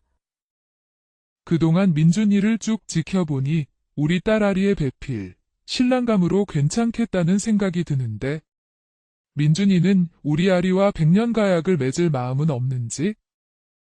어머니 여우의 갑작스러운 혼담 제안에 민준이는 당황하며 어쩔 줄 몰라 했습니다. 하지만 아리를 향한 자신의 진심을 깨닫고 용기를 내어 떨리는 목소리로 대답했습니다. 저야 물론 아리 아가씨와 혼례를 올릴 수만 있다면 더 바랄 것이 없습니다. 하지만 제가 어머니와 아가씨께 말씀드리지 못한 것이 하나 있습니다. 말씀해 보시오. 민준이는 한참을 망설이다가 어렵게 지난날 자신이 살아온 이야기와 혼례를 올렸던 아내, 채령과 가난 때문에 헤어지게 된 슬픈 사연을 모두 털어놓았습니다. 민준이의 이야기를 듣고 난 어머니 여우의 얼굴은 굳어졌습니다. 잠시 침묵이 흐른 뒤 어머니 여우는 옆에서 조용히 듣고만 있던 딸 아리에게 물었습니다. 아리야, 너는 민준이의 이야기를 듣고 어떻게 생각하느냐? 저는 지난날의 일은 크게 상관없어요. 민준 씨는 자신의 잘못으로 어려운 일을 겪은 것도 아니고 오히려 어려운 상황 속에서도 꿋꿋하게 살아오신 분이잖아요. 저는 앞으로 민준 씨와 함께 행복하게 살아갈 수 있다면 그걸로 충분해요. 그날 밤 달빛 아래 서로의 마음을 확인한 민준이와 아리는 어머니 여우의 축복 속에서 다음 해 따뜻한 봄날에 조촐하지만 아름다운 혼례를 올렸습니다. 어머니 여우는 혼례 선물로 대대로 내려오던 귀한 여우 구슬을 아리에게 주었고 아리는 그 구슬을 민준이에게 건네주었습니다. 혼례를 올린 민준이는 이전보다 더 열심히 일했습니다. 아리와 함께 힘을 합쳐 밭을 일구고 땔감을 마련하고 집안일을 돌보았습니다. 그동안 모아두었던 돈과 아리가 준 여우 구슬 덕분에 민준은 주변의 밭을 더 사서 밭농사를 크게 시작했는데 그해 하늘도 도왔는지 큰 풍년이 들어 엄청난 돈을 벌어들일 수 있었습니다. 좋은 일은 여기서 그치지 않았습니다. 아리가 임신을 하고 다음 해 예쁜 딸을 낳아 민준이의 집안에는 웃음꽃이 끊이지 않았습니다. 민준이와 아리가 혼례를 올린 지 3년이 되자 민준이가 하는 농사는 해마다 잘 되어 민준이는 금방 청송골에서 가장 큰 땅을 가진 부자가 되었습니다. 소작농까지 둘 정도로 부유해졌습니다. 민준이는 그토록 바라던 행복하고 풍요로운 나날을 보내게 되었지만 마음 한편에는 언제나 헤어진 아내 채령에 대한 근심거리가 자리 잡고 있었습니다. 생사조차 알 수 없는 채령에 대한 걱정은 민준의 마음을 늘 무겁게 했습니다. 어느덧 10년이라는 세월이 흘렀습니다. 풍요로운 가을날 밭일을 마치고 돌아온 민준이는 아리에게 조심스럽게 부탁했습니다. 부인, 이것으로 치마 저고리를 한 벌 곱게 만들어 주시오. 민준이가 내민 것은 아주 곱고 질 좋은 명주 옷감이었습니다. 아리는 남편이 해마다 가을이 되면 명주 옷감을 구해 치마 저고리를 만들어 달라고 부탁하는 것을 알고 있었습니다. 처음에는 그 이유를 물었지만 민준이는 굳게 입을 다물고 아무 말도 하지 않았습니다. 아리는 묵묵히 옷감을 받아들고 정성껏 바느질하여 고운 치마 저고리를 한 벌 만들었습니다. 그렇게 해마다 치마 저고리 한 벌씩 만들어 아리에게 부탁했습니다. 10년이라는 시간이 지나자 10벌이나 되는 고운 치마 저고리들이 장롱 속에 차곡차곡 쌓였습니다. 그러던 어느 날 민준이는 아침 일찍부터 장롱 속에 고이 간직해온 치마 저고리 10벌을 꺼내 짐으로 꾸리고 박 선생에게 받은 신비한 안경까지 품에 넣고 집을 나설 채비를 했습니다. 부인, 잠시 안동골에 다녀올 곳이 있어 며칠 집을 비울 듯하오. 그동안 아이들을 잘 보살펴 주시오. 며칠이 걸릴지는 모르겠지만 금방 돌아오겠소. 안동골이요?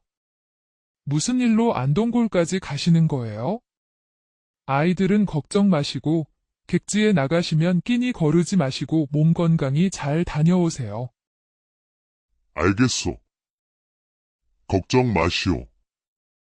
민준이는 집을 나서기 위해 마중 나온 귀여운 아이들과 사랑스러운 아리를 바라보았습니다. 문득 호기심이 들어 품에서 안경을 꺼내 아이들을 쳐다보았습니다. 그러자 아이들은 앙증맞은 아기 여우들로 보였습니다. 볼 때마다 신기하고 재미있는 일이었습니다. 민준이는 짐을 실은 나귀를 끌고 부지런히 걸어 며칠 만에 자신이 살았던 옛마을 안동골에 도착했습니다. 10년 만에 다시 찾은 안동골은 예전과 크게 달라지지 않았지만 왠지 모르게 낯설게 느껴졌습니다. 민주는 채령과 신혼생활을 시작했던 옛집을 찾아가 보았지만 집은 폐허가 되어 있었습니다.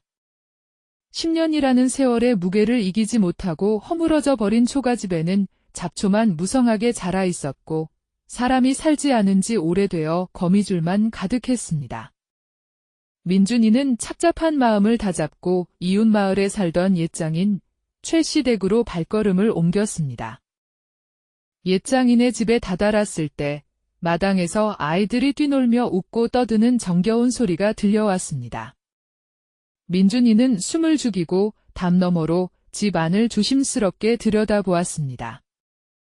그곳에는 10년 전 헤어졌던 아내 채령과 낯선 사내, 그리고 어린아이들이 함께 마루에 둘러앉아 저녁 밥상을 가득 채운 따뜻한 밥을 먹고 있었습니다. 민준이는 채령의 건강해진 얼굴을 보고 마음이 놓였습니다.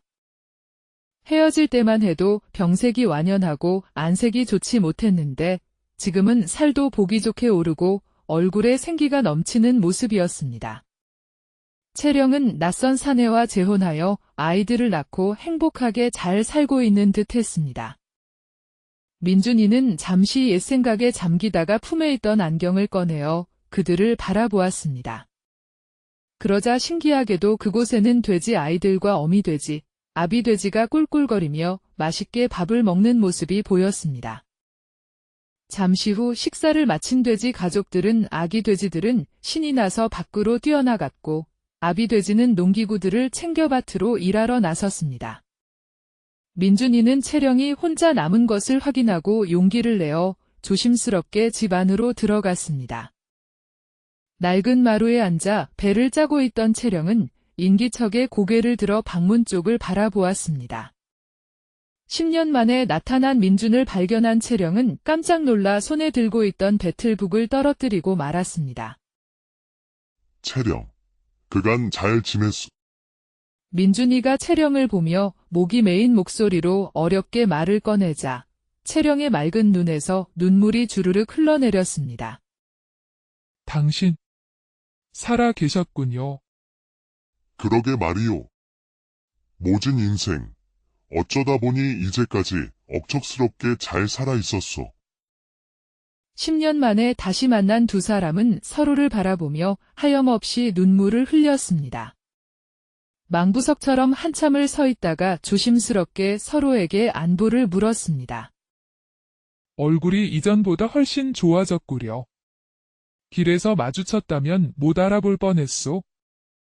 당신도 몰라보게 훤칠해지셨네요. 이전과 많이 달라지셨어요. 그간 고생을 많이 하셨나 봐요. 그렇소. 하지만 이제는 괜찮소. 부인에게 줄 것이 있어 가져왔소. 말을 마친 민준이는 나귀 등에 실어온 짐을 마당에 내려놓고 풀기 시작했습니다.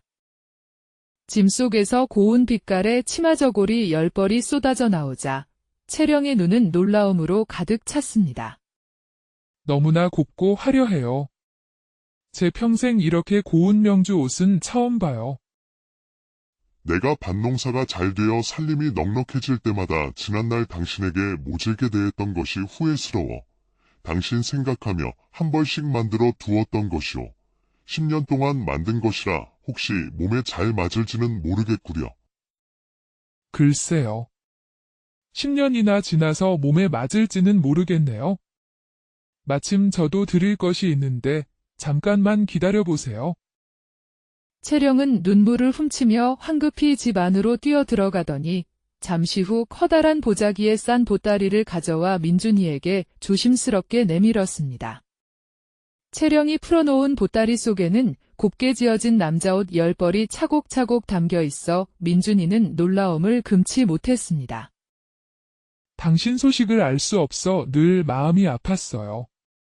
당신 생각이 날 때마다 당신 옷을 한 벌씩 만들다 보니 어느새 10벌이나 만들게 되었네요. 당신과 헤어지던 날 얼굴도 제대로 못 보고 헤어지게 되어 한동안 마음이 괴로웠어요. 그런데 이렇게 건강하고 늠름한 모습으로 다시 만나게 되니 정말 반갑고 감사한 일이네요. 나야말로 고맙소. 부인이 이렇게 건강하고 행복하게 잘 지내는 모습을 보니 그동안 무거운 짐처럼 마음속에 짓눌려 있던 응어리가 조금은 풀리는 것 같구려. 다행이네요. 이제 지난 일은 모두 잊고 앞으로는 부디 아내분과 아이들과 함께 행복하게 잘 사세요. 고맙소. 부인도 항상 건강하고 평안하게 행복하길 진심으로 바라오. 10년 만에 재회한 민준과 채령은 서로를 보며 환하게 웃었습니다. 긴 시간 동안 서로를 그리워하고 걱정했던 마음을 털어내고 각자의 행복을 빌어주며 아름다운 작별을 했습니다.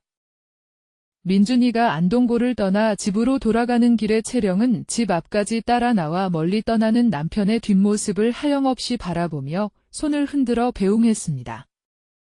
채령과 헤어져 발걸음을 돌린 민준이는 집으로 돌아가는 길에 문득 품속에 있던 박 선생의 안경이 생각났습니다. 문경세제 아랫장터에서 박 선생을 처음 만났던 날, 그리고 신비한 안경을 받고 구미호를 아내로 맞이했던 기적 같은 일들이 주마등처럼 스쳐 지나갔습니다. 민준이는 품속에서 조심스럽게 안경을 꺼내어 다시 한번 써보았습니다. 10년 전 처음 안경을 썼을 때처럼 세상 사람들의 진짜 모습이 짐승의 모습으로 보이는 것은 여전했습니다. 민준이는 안경을 쓰고 주변 사람들을 살펴보며 한참 동안 길을 걸었습니다. 그러다 문경세제 고갯길 아래 작은 마을 어귀에서 허름한 옷을 입은 젊은 곰 청년이 구걸하고 있는 딱한 모습을 보았습니다. 곰 청년의 슬픈 눈빛을 바라보던 민준이는 자신도 모르게 발길이 멈춰 섰습니다. 민준이는 곰 청년에게 다가가 품속에 소중히 간직해온 안경을 건네주며 따뜻하게 말했습니다. 젊은이, 힘든가? 혹시 괜찮다면 돈보다 더 귀한 것을 하나 주겠네. 예. 정말 감사하지만 저에게 돈보다 더 귀한 것이 있을 리가. 대체 그것이 무엇입니까? 이것은 아주 신비한 안경이니 부디 소중하게 잘 간직하게.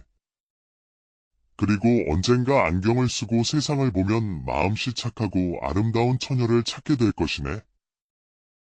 부디 그 처녀에게 꼭 장가를 들어 행복하게 살도록 하시오. 예. 그게 대체 무슨 말씀이십니까? 내 말은 안경을 써보면 자연히 알게 될 것이네. 부디 이 안경이 젊은이의 앞날을 밝혀주길 바라오. 말을 마친 민준이는 곰 청년의 어깨를 따뜻하게 두드려주고 발걸음을 재촉했고 안경을 받은 곰 청년은 어리둥절한 표정으로 민준이의 뒷모습만 하염없이 바라보았습니다. 이후 집으로 돌아온 민준이는 사랑하는 아내 아리, 그리고 예쁜 아이들과 함께 오래오래 행복하게 살았습니다. 하지만 민준이는 10년 전 헤어진 아내 채령을 잊지 못했습니다. 해마다 가을이 되면 채령에게 줄 치마 저고리를 만들었고 채령의 생일에는 먼발치에서나마 안동골 쪽을 바라보며 채령과 채령의 가족이 항상 건강하고 행복하기만을 마음속으로 간절히 기원했습니다. 그리고 박 선생에게 받은 신비한 안경은 곰 청년에게 물려주어 또 다른 인연을 이어가도록 했습니다. 이야기는 이렇게 끝이 납니다. 옛날 아주 먼 옛날 깊은 산골짜기에 자리 잡은 작은 마을 청송골에는 박민준이라는 젊은이가 살고 있었습니다. 그는 부모님을 일찍 여의고 의지할 곳 없이 홀로 세상에 남겨졌지만 마음씨 착하고 성실하기로 마을 사람들에게 칭찬이 자자했습니다. 어릴 적부터 친척 집들을 전전하며 온갖 굳은 일을 도맡아 하던 민준은 20살이 되자 마을에서 가장 큰 부잣집 김대감 댁 머슴으로 들어가 10년이라는 긴 세월을 묵묵히 일했습니다. 김대감 댁에서 굳은 일도 마다 않고 성실하게 일한 덕분에 민준은 꽤 많은 돈을 모을 수 있었습니다. 25살이 되던 해봄, 이웃 마을 박씨 아저씨의 소개로 마음씨 곱기로 소문난 옆마을 안동골 최씨 댁 외동딸 최채령과 혼례를 올리게 되었습니다. 채령은 맑은 눈망울과 해맑은 웃음이 매력적인 누구에게나 친절한 아가씨였습니다. 민준은 그동안 모아둔 돈으로 김대감 댁 머슴살이를 청산하고 청송골 작은 밭되기와 낡은 초가집 한 채를 사서 아내 채령과 함께 새로운 삶을 시작했습니다. 봄 햇살 따스한 어느 날 채령은 정성껏 지은 점심을 들고 밭으로 나갔습니다. 서방님, 점심 드세요. 새참으로 쑥버무리도 좀 싸왔어요. 벌써 점심때가 되었나? 일하다 보니 시간이 가는 줄 몰랐네? 당신도 어서 와서 같이 먹어요. 민주는 아내가 싸온 따뜻한 밥과 쑥버무리를 맛있게 먹으며 지난날의 고생을 떠올렸습니다. 의지할 곳 하나 없이 힘겨운 삶을 견뎌내고 이제 눈앞에 사랑하는 아내와 작은 보금자리가 생겼다는 사실에 감격했습니다. 마치 꿈만 같았습니다. 하지만 행복도 잠시, 그해 여름, 기록적인 폭우가 쏟아져 청송고를 덮쳤습니다. 냇물은 범람하여 둑을 무너뜨리고 민준 부부의 밭되기는 순식간에 물에 잠기고 말았습니다. 한 해 농사를 망친 민준 부부는 겨울 내내 제대로 먹지도 못하고 힘겨운 시간을 보내야 했습니다. 겨울이 지나고 봄이 왔지만 이번에는 몇 달째 비 한 방울 내리지 않는 극심한 가뭄이 이어졌습니다. 쩍쩍 갈라지는 밭을 바라보며 민주는 애타는 마음으로 하늘만 바라봤지만 야속하게도 하늘은 굳게 입을 다물었습니다. 결국 그해 농사도 망치고 말았습니다. 곳간은 텅 비었고 먹을 양식조차 부족하여 민준 부부는 하루 한 끼 죽으로 겨우 연명해 갔습니다. 엎친 데 덮친 격으로 힘든 생활에 지친 채령은 몸져눕고 말았습니다. 가뜩이나 넉넉지 못한 살림에 아내의 병까지 더해지니 민주는 막막한 마음에 하늘을 원망했습니다. 하늘이시여, 제가 전생에 무슨 죄를 지었기에 이토록 혹독한 시련을 내리시는 겁니까? 저는 그저 남들처럼 평범하게 아들, 딸 낳고 행복하게 살고 싶을 뿐입니다. 민준의 딱한 소식은 안동골 친정에도 전해졌습니다.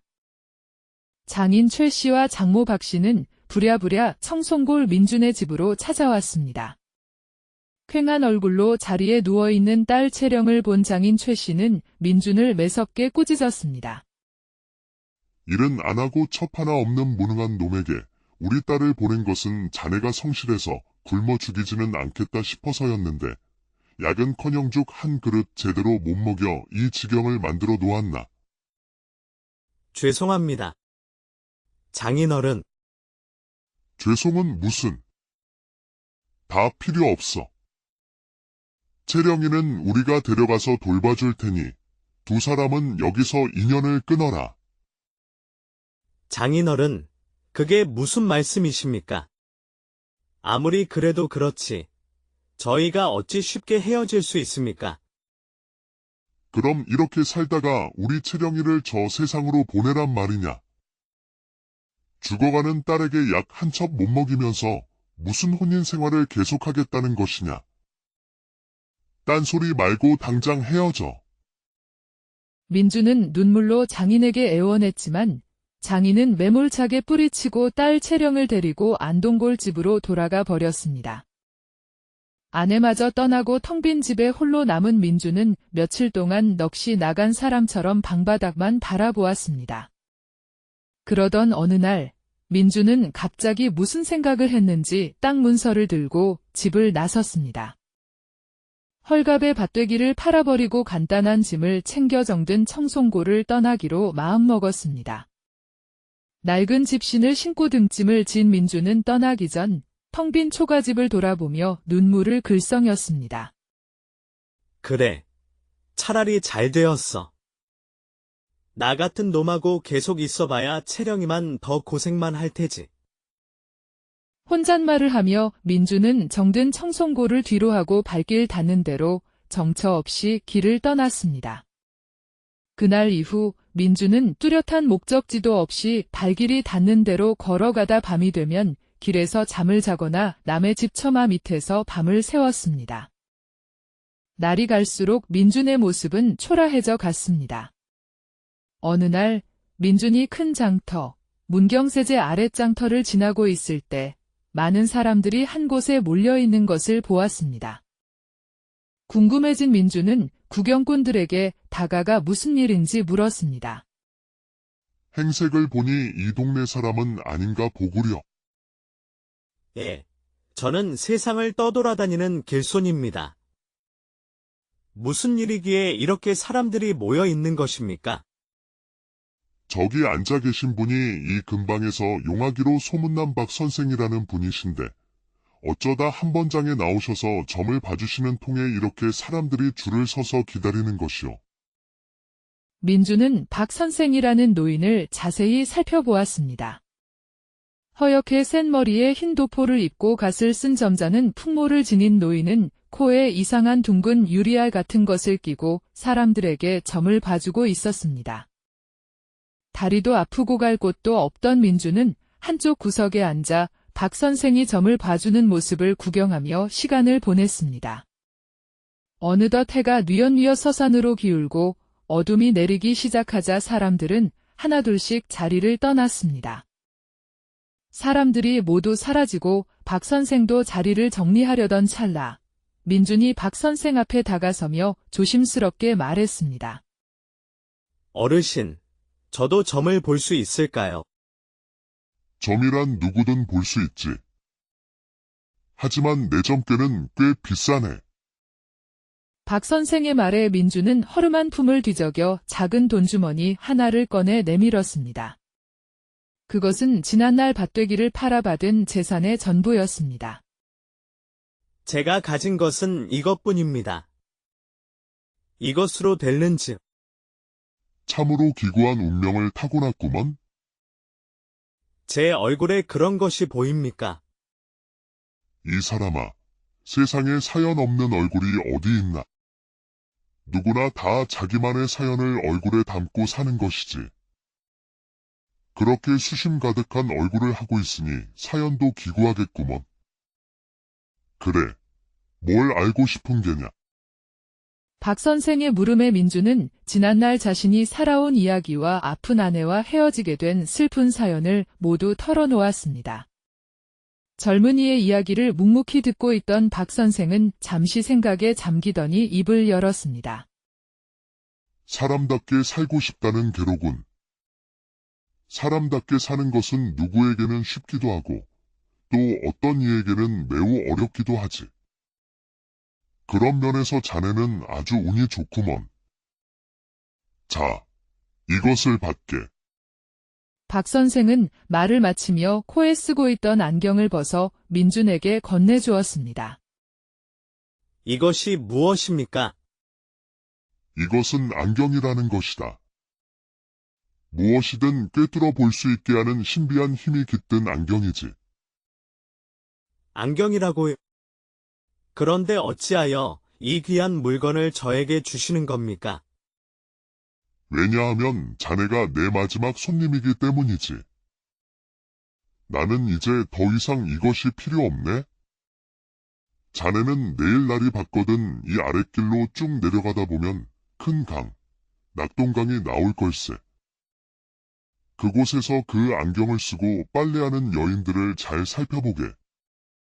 그러다 꼬리가 9개 달린 여우, 구미호 모녀가 보이면 무슨 수를 써서라도 그 구미호 처녀에게 장가를 들어야 하네. 네. 구미호랑 혼인하라니. 사람이 어찌 짐승과 혼인을 할 수 있습니까?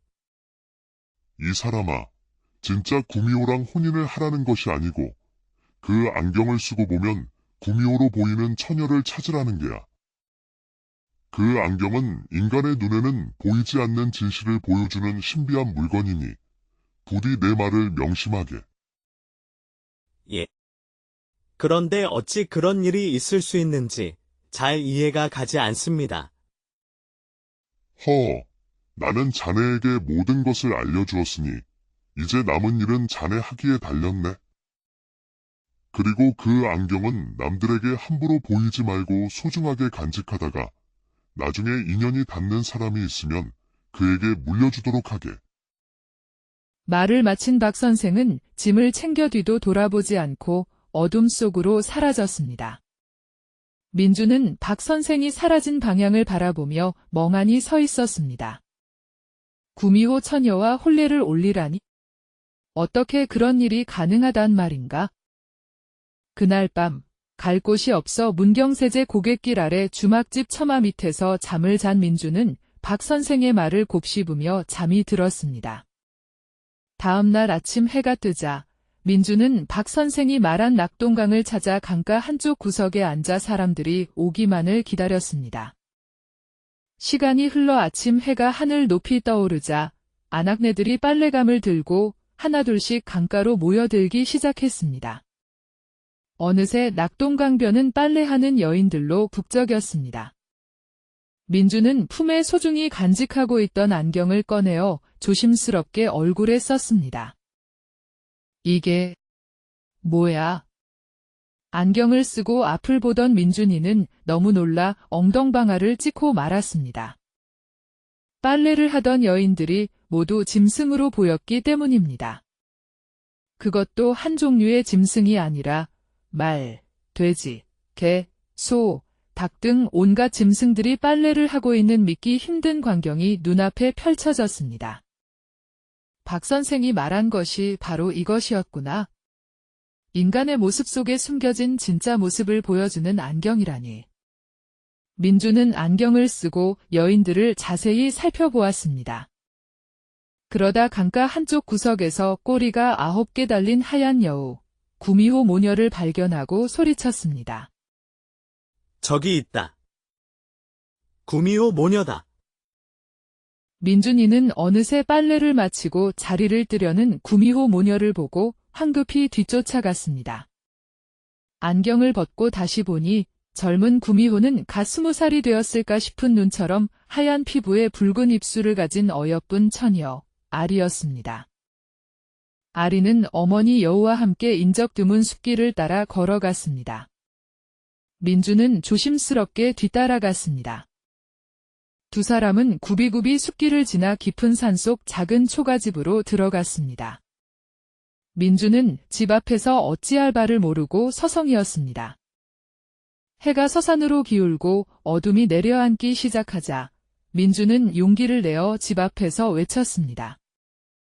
주인장 계십니까? 조용한 집에서 방문이 열리더니 구미호 모녀가 놀란 눈으로 민준을 쳐다보았습니다. 주인은 나인데 누구시길래 남의 집 문 앞에서 소란이요? 저는 길을 가던 나그네입니다. 묵을 곳이 없어 그러니 하룻밤만 묵어가게 해주십시오. 아이고, 보아하니 젊은 총각 같은데 집을 잘못 찾아오셨소. 이 집에는 늙은 어미와 어린 딸, 여자 둘뿐이라 남정네를 드릴 수 없소. 그러니 마을로 내려가 다른 집을 알아보시오. 어머니 여우는 단호하게 말하며 문을 닫으려 했습니다. 민준이는 다시 한번 간곡하게 사정했습니다. 사정을 봐주십시오. 먼 길을 걸어온 데다 하루 종일 굶어 너무나 지쳤습니다. 방은 바라지도 않으니 헛간이라도 좋으니 하룻밤만 묵게 해주십시오. 민준의 간절한 부탁에 마음 약한 어머니 여우는 난처한 표정을 지으며 망설였습니다. 그때 딸 아리가 어머니를 설득했습니다. 어머니, 날이 어두워지면 다른 집을 찾기도 어려울 거예요. 딱 하룻밤만 묵게 해주도록 해요. 방은 내줄 수 없고 헛간이라도 괜찮다면 하룻밤 묵어가도록 하시오. 예, 감사합니다. 민준이는 몇 번이고 고개를 숙여 감사 인사를 하고 헛간으로 들어갔습니다. 헛간에는 마른 집이 깔려 있었습니다. 민준이가 막자리에 누워 잠을 청하려는데 딸아리가 김이 모락모락 나는 옹기 그릇을 들고 헛간으로 왔습니다. 저녁거리를 다 치워서 드릴 것은 이것밖에 없으니 따뜻한 팥죽이라도 드시고 허기를 달래세요. 딸아리가 준 것은 다름 아닌 팥죽이었습니다. 가까이에서 아리를 보니 둥근 얼굴에 맑고 커다란 눈망울을 가진 인간 세상 그 어떤 여인보다 아름다운 처녀였습니다. 민준이는 자신도 모르게 가슴이 두근거리는 것을 느꼈습니다. 감사합니다. 민준이는 팥죽을 허겁지겁 먹어 치웠습니다. 따뜻한 팥죽을 먹으니 온몸에 기운이 솟아났습니다. 배가 조금 찾아 자리에 누워 곧 깊은 잠에 빠져들었습니다. 다음 날 아침 해가 뜰 무렵 민준이는 잠자리에서 일어나 헛간을 깨끗하게 정리했습니다. 그리고 집안에 있던 지게를 짊어지고 두 모녀가 깨기도 전에 산으로 올라갔습니다. 민준이는 두 모녀에게 은혜를 갚기 위해 땔감을 하기 시작했습니다. 점심때가 훨씬 지난 오후 늦게서야 민준이는 나무 한 짐을 가득 지고 산에서 내려왔습니다. 민준이가 산더미 같은 나무 짐을 지고 집으로 들어서자 마침 밭일을 나갔다 돌아온 모녀가 민준이를 보고 깜짝 놀라 물었습니다. 아니, 아침에 떠나신 줄 알았는데 어찌 다시 오신 거예요? 어제 두 분께 큰 은혜를 입어 조금이라도 갚고 싶어 땔감을 좀 해왔습니다. 민준이가 해온 땔감 짐은 엄청났습니다. 집에서 일주일은 넉넉히 뗄 수 있을 만큼 많은 양이었습니다. 아이고, 땔감을 하려고 그렇게 일찍 산에 가셨던 거예요? 보아하니 끼니도 거르신 것 같은데 어서 밥부터 드세요. 어머니 여우는 부엌으로 들어가 저녁 준비를 시작했고 곧 따뜻한 밥상과 맛있는 산나물 반찬이 차려졌습니다. 세 사람은 마주 앉아 저녁 식사를 함께 했습니다. 식사가 끝날 무렵 어머니 여우가 민준이에게 조심스럽게 말을 건넸습니다. 오늘은 해가 저물었으니 내일 날이 밝거든 떠나시게. 여자들만 사는 집에 남정네가 오래 머무는 것은 좋지 않으니. 어머니 여우의 말에 민준이는 목이 메어 한참 동안 아무 말도 못했습니다. 망설이던 민준이는 어렵게 입을 열었습니다. 염치 없는 말씀인 줄 알지만 며칠만 더 머물 수 있게 해주십시오. 제가 오랫동안 객지 생활을 한 탓에 몸이 많이 상한 데다 일가 친척도 하나 없어 갈 곳이 없습니다. 밥 한 끼만 주시면 밭일, 땔감, 집안일까지 뭐든지 다 할 테니 며칠만 말미를 주십시오. 민준이의 딱한 사정을 들은 모녀는 난처한 표정을 지었지만 매정하게 내치지 못했습니다. 그날 저녁, 민준이는 헛간에서 잠을 잤습니다. 다음 날 아침 해가 뜨자마자 산에 올라가 땔감을 한 짐 가득해 오더니 오후부터는 밭에 나가 모녀를 도와 밭일을 했습니다.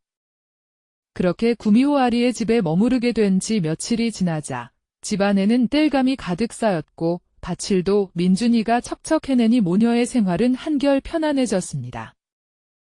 며칠만 묵겠다고 했던 민준이는 보름이 지나고 한 달, 두 달이 넘도록 그 집에 머물렀습니다. 이제는 아무도 민준이에게 떠나라는 말을 하지 않았습니다.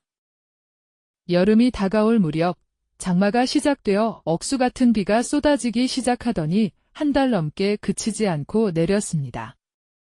마을은 물난리로 큰 피해를 입었습니다. 냇물은 범람하고 둑은 무너져 집과 밭이 물에 잠기고 다리가 끊기는 등 온 마을이 쑥대밭이 되었습니다.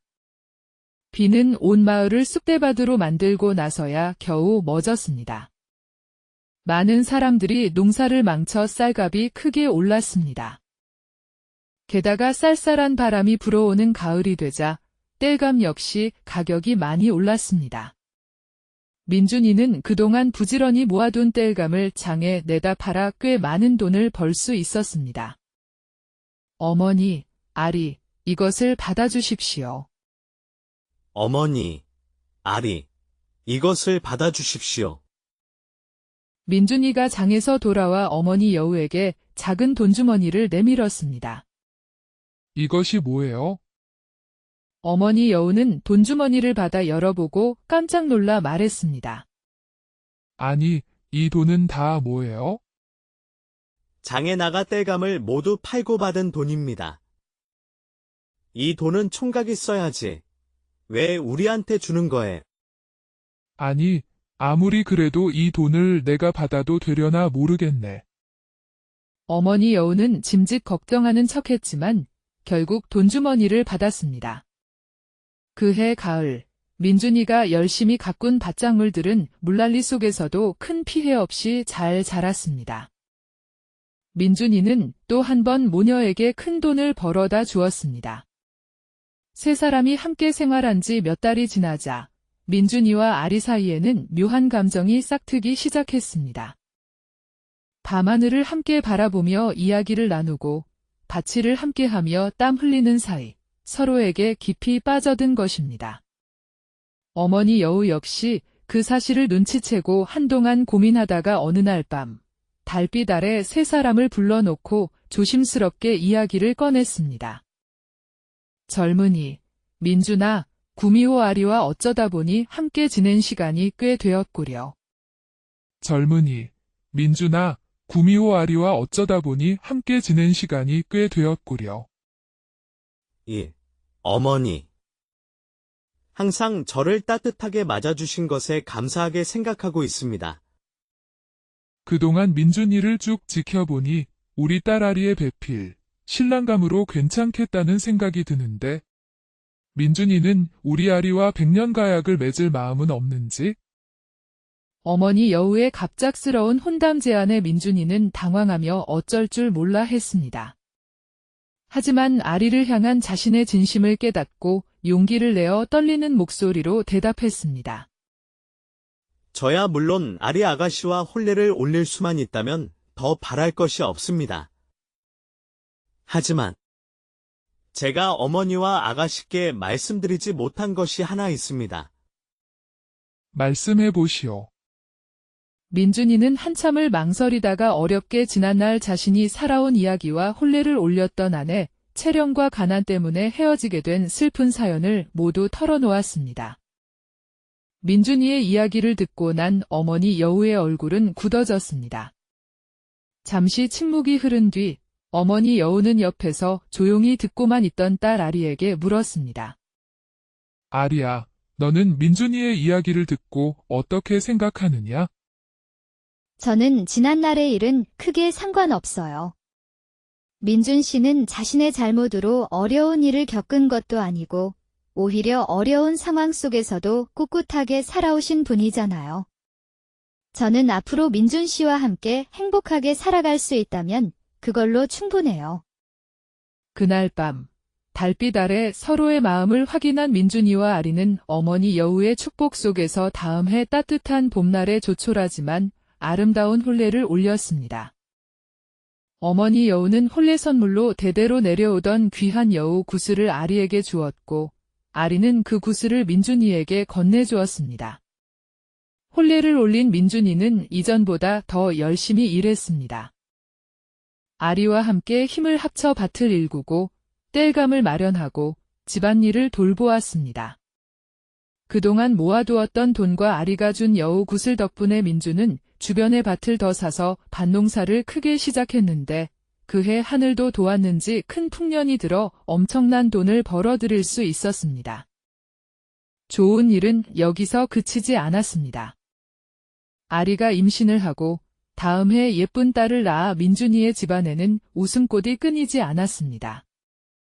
민준이와 아리가 혼례를 올린 지 3년이 되자 민준이가 하는 농사는 해마다 잘 되어 민준이는 금방 청송골에서 가장 큰 땅을 가진 부자가 되었습니다. 소작농까지 둘 정도로 부유해졌습니다. 민준이는 그토록 바라던 행복하고 풍요로운 나날을 보내게 되었지만 마음 한편에는 언제나 헤어진 아내 채령에 대한 근심거리가 자리 잡고 있었습니다. 생사조차 알 수 없는 채령에 대한 걱정은 민준의 마음을 늘 무겁게 했습니다. 어느덧 10년이라는 세월이 흘렀습니다. 풍요로운 가을날 밭일을 마치고 돌아온 민준이는 아리에게 조심스럽게 부탁했습니다. 부인, 이것으로 치마 저고리를 한 벌 곱게 만들어 주시오. 민준이가 내민 것은 아주 곱고 질 좋은 명주 옷감이었습니다. 아리는 남편이 해마다 가을이 되면 명주 옷감을 구해 치마 저고리를 만들어 달라고 부탁하는 것을 알고 있었습니다. 처음에는 그 이유를 물었지만 민준이는 굳게 입을 다물고 아무 말도 하지 않았습니다. 아리는 묵묵히 옷감을 받아들고 정성껏 바느질하여 고운 치마 저고리를 한 벌 만들었습니다. 그렇게 해마다 치마 저고리 한 벌씩 만들어 아리에게 부탁했습니다. 10년이라는 시간이 지나자 10벌이나 되는 고운 치마저고리들이 장롱 속에 차곡차곡 쌓였습니다. 그러던 어느 날 민준이는 아침 일찍부터 장롱 속에 고이 간직해온 치마저고리 10벌을 꺼내 짐으로 꾸리고 박 선생에게 받은 신비한 안경까지 품에 넣고 집을 나설 채비를 했습니다. 부인, 잠시 안동골에 다녀올 곳이 있어 며칠 집을 비울 듯하오. 그동안 아이들을 잘 보살펴 주시오. 며칠이 걸릴지는 모르겠지만 금방 돌아오겠소. 안동골이요? 무슨 일로 안동골까지 가시는 거예요? 아이들은 걱정 마시고 객지에 나가시면 끼니 거르지 마시고 몸 건강히 잘 다녀오세요. 알겠소. 걱정 마시오. 민준이는 집을 나서기 위해 마중 나온 귀여운 아이들과 사랑스러운 아리를 바라보았습니다. 문득 호기심이 들어 품에서 안경을 꺼내 아이들을 쳐다보았습니다.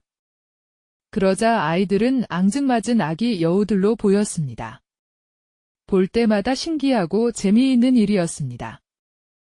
민준이는 짐을 실은 나귀를 끌고 부지런히 걸어 며칠 만에 자신이 살았던 옛마을 안동골에 도착했습니다. 10년 만에 다시 찾은 안동골은 예전과 크게 달라지지 않았지만 왠지 모르게 낯설게 느껴졌습니다. 민주는 채령과 신혼생활을 시작했던 옛집을 찾아가 보았지만 집은 폐허가 되어 있었습니다. 10년이라는 세월의 무게를 이기지 못하고 허물어져 버린 초가집에는 잡초만 무성하게 자라 있었고 사람이 살지 않은 지 오래되어 거미줄만 가득했습니다. 민준이는 착잡한 마음을 다잡고 이웃마을에 살던 옛장인 최씨 댁으로 발걸음을 옮겼습니다. 옛장인의 집에 다다랐을 때 마당에서 아이들이 뛰놀며 웃고 떠드는 정겨운 소리가 들려왔습니다. 민준이는 숨을 죽이고 담 너머로 집 안을 조심스럽게 들여다보았습니다. 그곳에는 10년 전 헤어졌던 아내 채령과 낯선 사내, 그리고 어린아이들이 함께 마루에 둘러앉아 저녁 밥상을 가득 채운 따뜻한 밥을 먹고 있었습니다. 민준이는 채령의 건강해진 얼굴을 보고 마음이 놓였습니다. 헤어질 때만 해도 병색이 완연하고 안색이 좋지 못했는데 지금은 살도 보기 좋게 오르고 얼굴에 생기가 넘치는 모습이었습니다. 채령은 낯선 사내와 재혼하여 아이들을 낳고 행복하게 잘 살고 있는 듯 했습니다.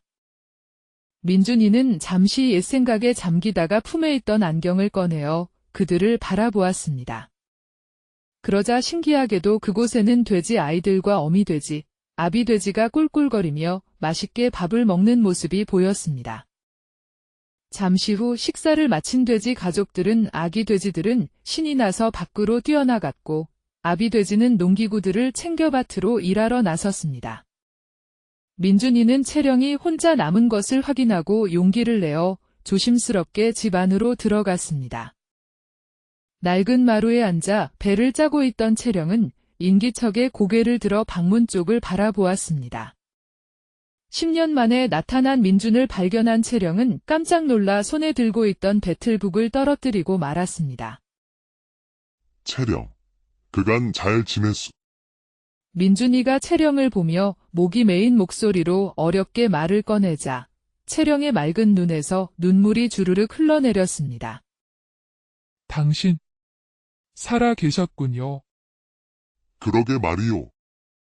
모진 인생, 어쩌다 보니 이제까지 억척스럽게 잘 살아 있었소. 10년 만에 다시 만난 두 사람은 서로를 바라보며 하염없이 눈물을 흘렸습니다. 망부석처럼 한참을 서 있다가 조심스럽게 서로에게 안부를 물었습니다. 얼굴이 이전보다 훨씬 좋아졌구려. 길에서 마주쳤다면 못 알아볼 뻔했소. 당신도 몰라보게 훤칠해지셨네요. 이전과 많이 달라지셨어요. 그간 고생을 많이 하셨나 봐요. 그렇소. 하지만 이제는 괜찮소. 부인에게 줄 것이 있어 가져왔소. 말을 마친 민준이는 나귀 등에 실어온 짐을 마당에 내려놓고 풀기 시작했습니다. 짐 속에서 고운 빛깔의 치마저고리 10벌이 쏟아져 나오자 채령의 눈은 놀라움으로 가득 찼습니다. 너무나 곱고 화려해요. 제 평생 이렇게 고운 명주 옷은 처음 봐요. 내가 밭농사가 잘 되어 살림이 넉넉해질 때마다 지난날 당신에게 모질게 대했던 것이 후회스러워. 당신 생각하며 한 벌씩 만들어 두었던 것이오. 10년 동안 만든 것이라 혹시 몸에 잘 맞을지는 모르겠구려. 글쎄요. 10년이나 지나서 몸에 맞을지는 모르겠네요.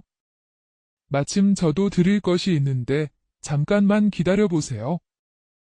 채령은 눈물을 훔치며 황급히 집 안으로 뛰어 들어가더니 잠시 후 커다란 보자기에 싼 보따리를 가져와 민준이에게 조심스럽게 내밀었습니다. 채령이 풀어놓은 보따리 속에는 곱게 지어진 남자옷 10벌이 차곡차곡 담겨 있어 민준이는 놀라움을 금치 못했습니다. 당신 소식을 알 수 없어 늘 마음이 아팠어요. 당신 생각이 날 때마다 당신 옷을 한 벌씩 만들다 보니 어느새 10벌이나 만들게 되었네요. 당신과 헤어지던 날 얼굴도 제대로 못 보고 헤어지게 되어 한동안 마음이 괴로웠어요. 그런데 이렇게 건강하고 늠름한 모습으로 다시 만나게 되니 정말 반갑고 감사한 일이네요. 나야말로 고맙소. 부인이 이렇게 건강하고 행복하게 잘 지내는 모습을 보니 그동안 무거운 짐처럼 마음속에 짓눌려 있던 응어리가 조금은 풀리는 것 같구려. 다행이네요. 이제 지난 일은 모두 잊고 앞으로는 부디 아내분과 아이들과 함께 행복하게 잘 사세요. 고맙소. 부인도 항상 건강하고 평안하게 행복하길 진심으로 바라오. 10년 만에 재회한 민준과 채령은 서로를 보며 환하게 웃었습니다. 긴 시간 동안 서로를 그리워하고 걱정했던 마음을 털어내고 각자의 행복을 빌어주며 아름다운 작별을 했습니다. 민준이가 안동고를 떠나 집으로 돌아가는 길에 채령은 집 앞까지 따라 나와 멀리 떠나는 남편의 뒷모습을 하염없이 바라보며 손을 흔들어 배웅했습니다. 채령과 헤어져 발걸음을 돌린 민준이는 집으로 돌아가는 길에 문득 품속에 있던 박 선생의 안경이 생각났습니다. 문경세제 아랫장터에서 박 선생을 처음 만났던 날, 그리고 신비한 안경을 받고 구미호를 아내로 맞이했던 기적 같은 일들이 주마등처럼 스쳐 지나갔습니다. 민준이는 품속에서 조심스럽게 안경을 꺼내어 다시 한번 써보았습니다. 10년 전 처음 안경을 썼을 때처럼 세상 사람들의 진짜 모습이 짐승의 모습으로 보이는 것은 여전했습니다. 민준이는 안경을 쓰고 주변 사람들을 살펴보며 한참 동안 길을 걸었습니다. 그러다 문경세제 고갯길 아래 작은 마을 어귀에서 허름한 옷을 입은 젊은 곰 청년이 구걸하고 있는 딱한 모습을 보았습니다. 곰 청년의 슬픈 눈빛을 바라보던 민준이는 자신도 모르게 발길이 멈춰 섰습니다. 민준이는 곰 청년에게 다가가 품속에 소중히 간직해온 안경을 건네주며 따뜻하게 말했습니다. 젊은이, 힘든가? 혹시 괜찮다면 돈보다 더 귀한 것을 하나 주겠네. 예. 정말 감사하지만 저에게 돈보다 더 귀한 것이 있을 리가. 대체 그것이 무엇입니까? 이것은 아주 신비한 안경이니 부디 소중하게 잘 간직하게. 그리고 언젠가 안경을 쓰고 세상을 보면 마음씨 착하고 아름다운 처녀를 찾게 될 것이네. 부디 그 처녀에게 꼭 장가를 들어 행복하게 살도록 하시오. 예. 그게 대체 무슨 말씀이십니까? 내 말은 안경을 써보면 자연히 알게 될 것이네. 부디 이 안경이 젊은이의 앞날을 밝혀주길 바라오. 말을 마친 민준이는 곰 청년의 어깨를 따뜻하게 두드려주고 발걸음을 재촉했고 안경을 받은 곰 청년은 어리둥절한 표정으로 민준이의 뒷모습만 하염없이 바라보았습니다. 이후 집으로 돌아온 민준이는 사랑하는 아내 아리, 그리고 예쁜 아이들과 함께 오래오래 행복하게 살았습니다. 하지만 민준이는 10년 전 헤어진 아내 채령을 잊지 못했습니다. 해마다 가을이 되면 채령에게 줄 치마 저고리를 만들었고 채령의 생일에는 먼발치에서나마 안동골 쪽을 바라보며 채령과 채령의 가족이 항상 건강하고 행복하기만을 마음속으로 간절히 기원했습니다. 그리고 박 선생에게 받은 신비한 안경은 곰 청년에게 물려주어 또 다른 인연을 이어가도록 했습니다. 이야기는 이렇게 끝이 납니다. 옛날 아주 먼 옛날 깊은 산골짜기에 자리 잡은 작은 마을 청송골에는 박민준이라는 젊은이가 살고 있었습니다. 그는 부모님을 일찍 여의고 의지할 곳 없이 홀로 세상에 남겨졌지만 마음씨 착하고 성실하기로 마을 사람들에게 칭찬이 자자했습니다. 어릴 적부터 친척 집들을 전전하며 온갖 굳은 일을 도맡아 하던 민주는 20살이 되자 마을에서 가장 큰 부잣집 김대감 댁 머슴으로 들어가 10년이라는 긴 세월을 묵묵히 일했습니다. 김대감 댁에서 굳은 일도 마다 않고 성실하게 일한 덕분에 민주는 꽤 많은 돈을 모을 수 있었습니다. 25살이 되던 해봄, 이웃 마을 박씨 아저씨의 소개로 마음씨 곱기로 소문난 옆마을 안동골 최씨댁 외동딸 최채령과 혼례를 올리게 되었습니다. 채령은 맑은 눈망울과 해맑은 웃음이 매력적인 누구에게나 친절한 아가씨였습니다. 민주는 그동안 모아둔 돈으로 김대감 댁 머슴살이를 청산하고 청송골 작은 밭되기와 낡은 초가집 한 채를 사서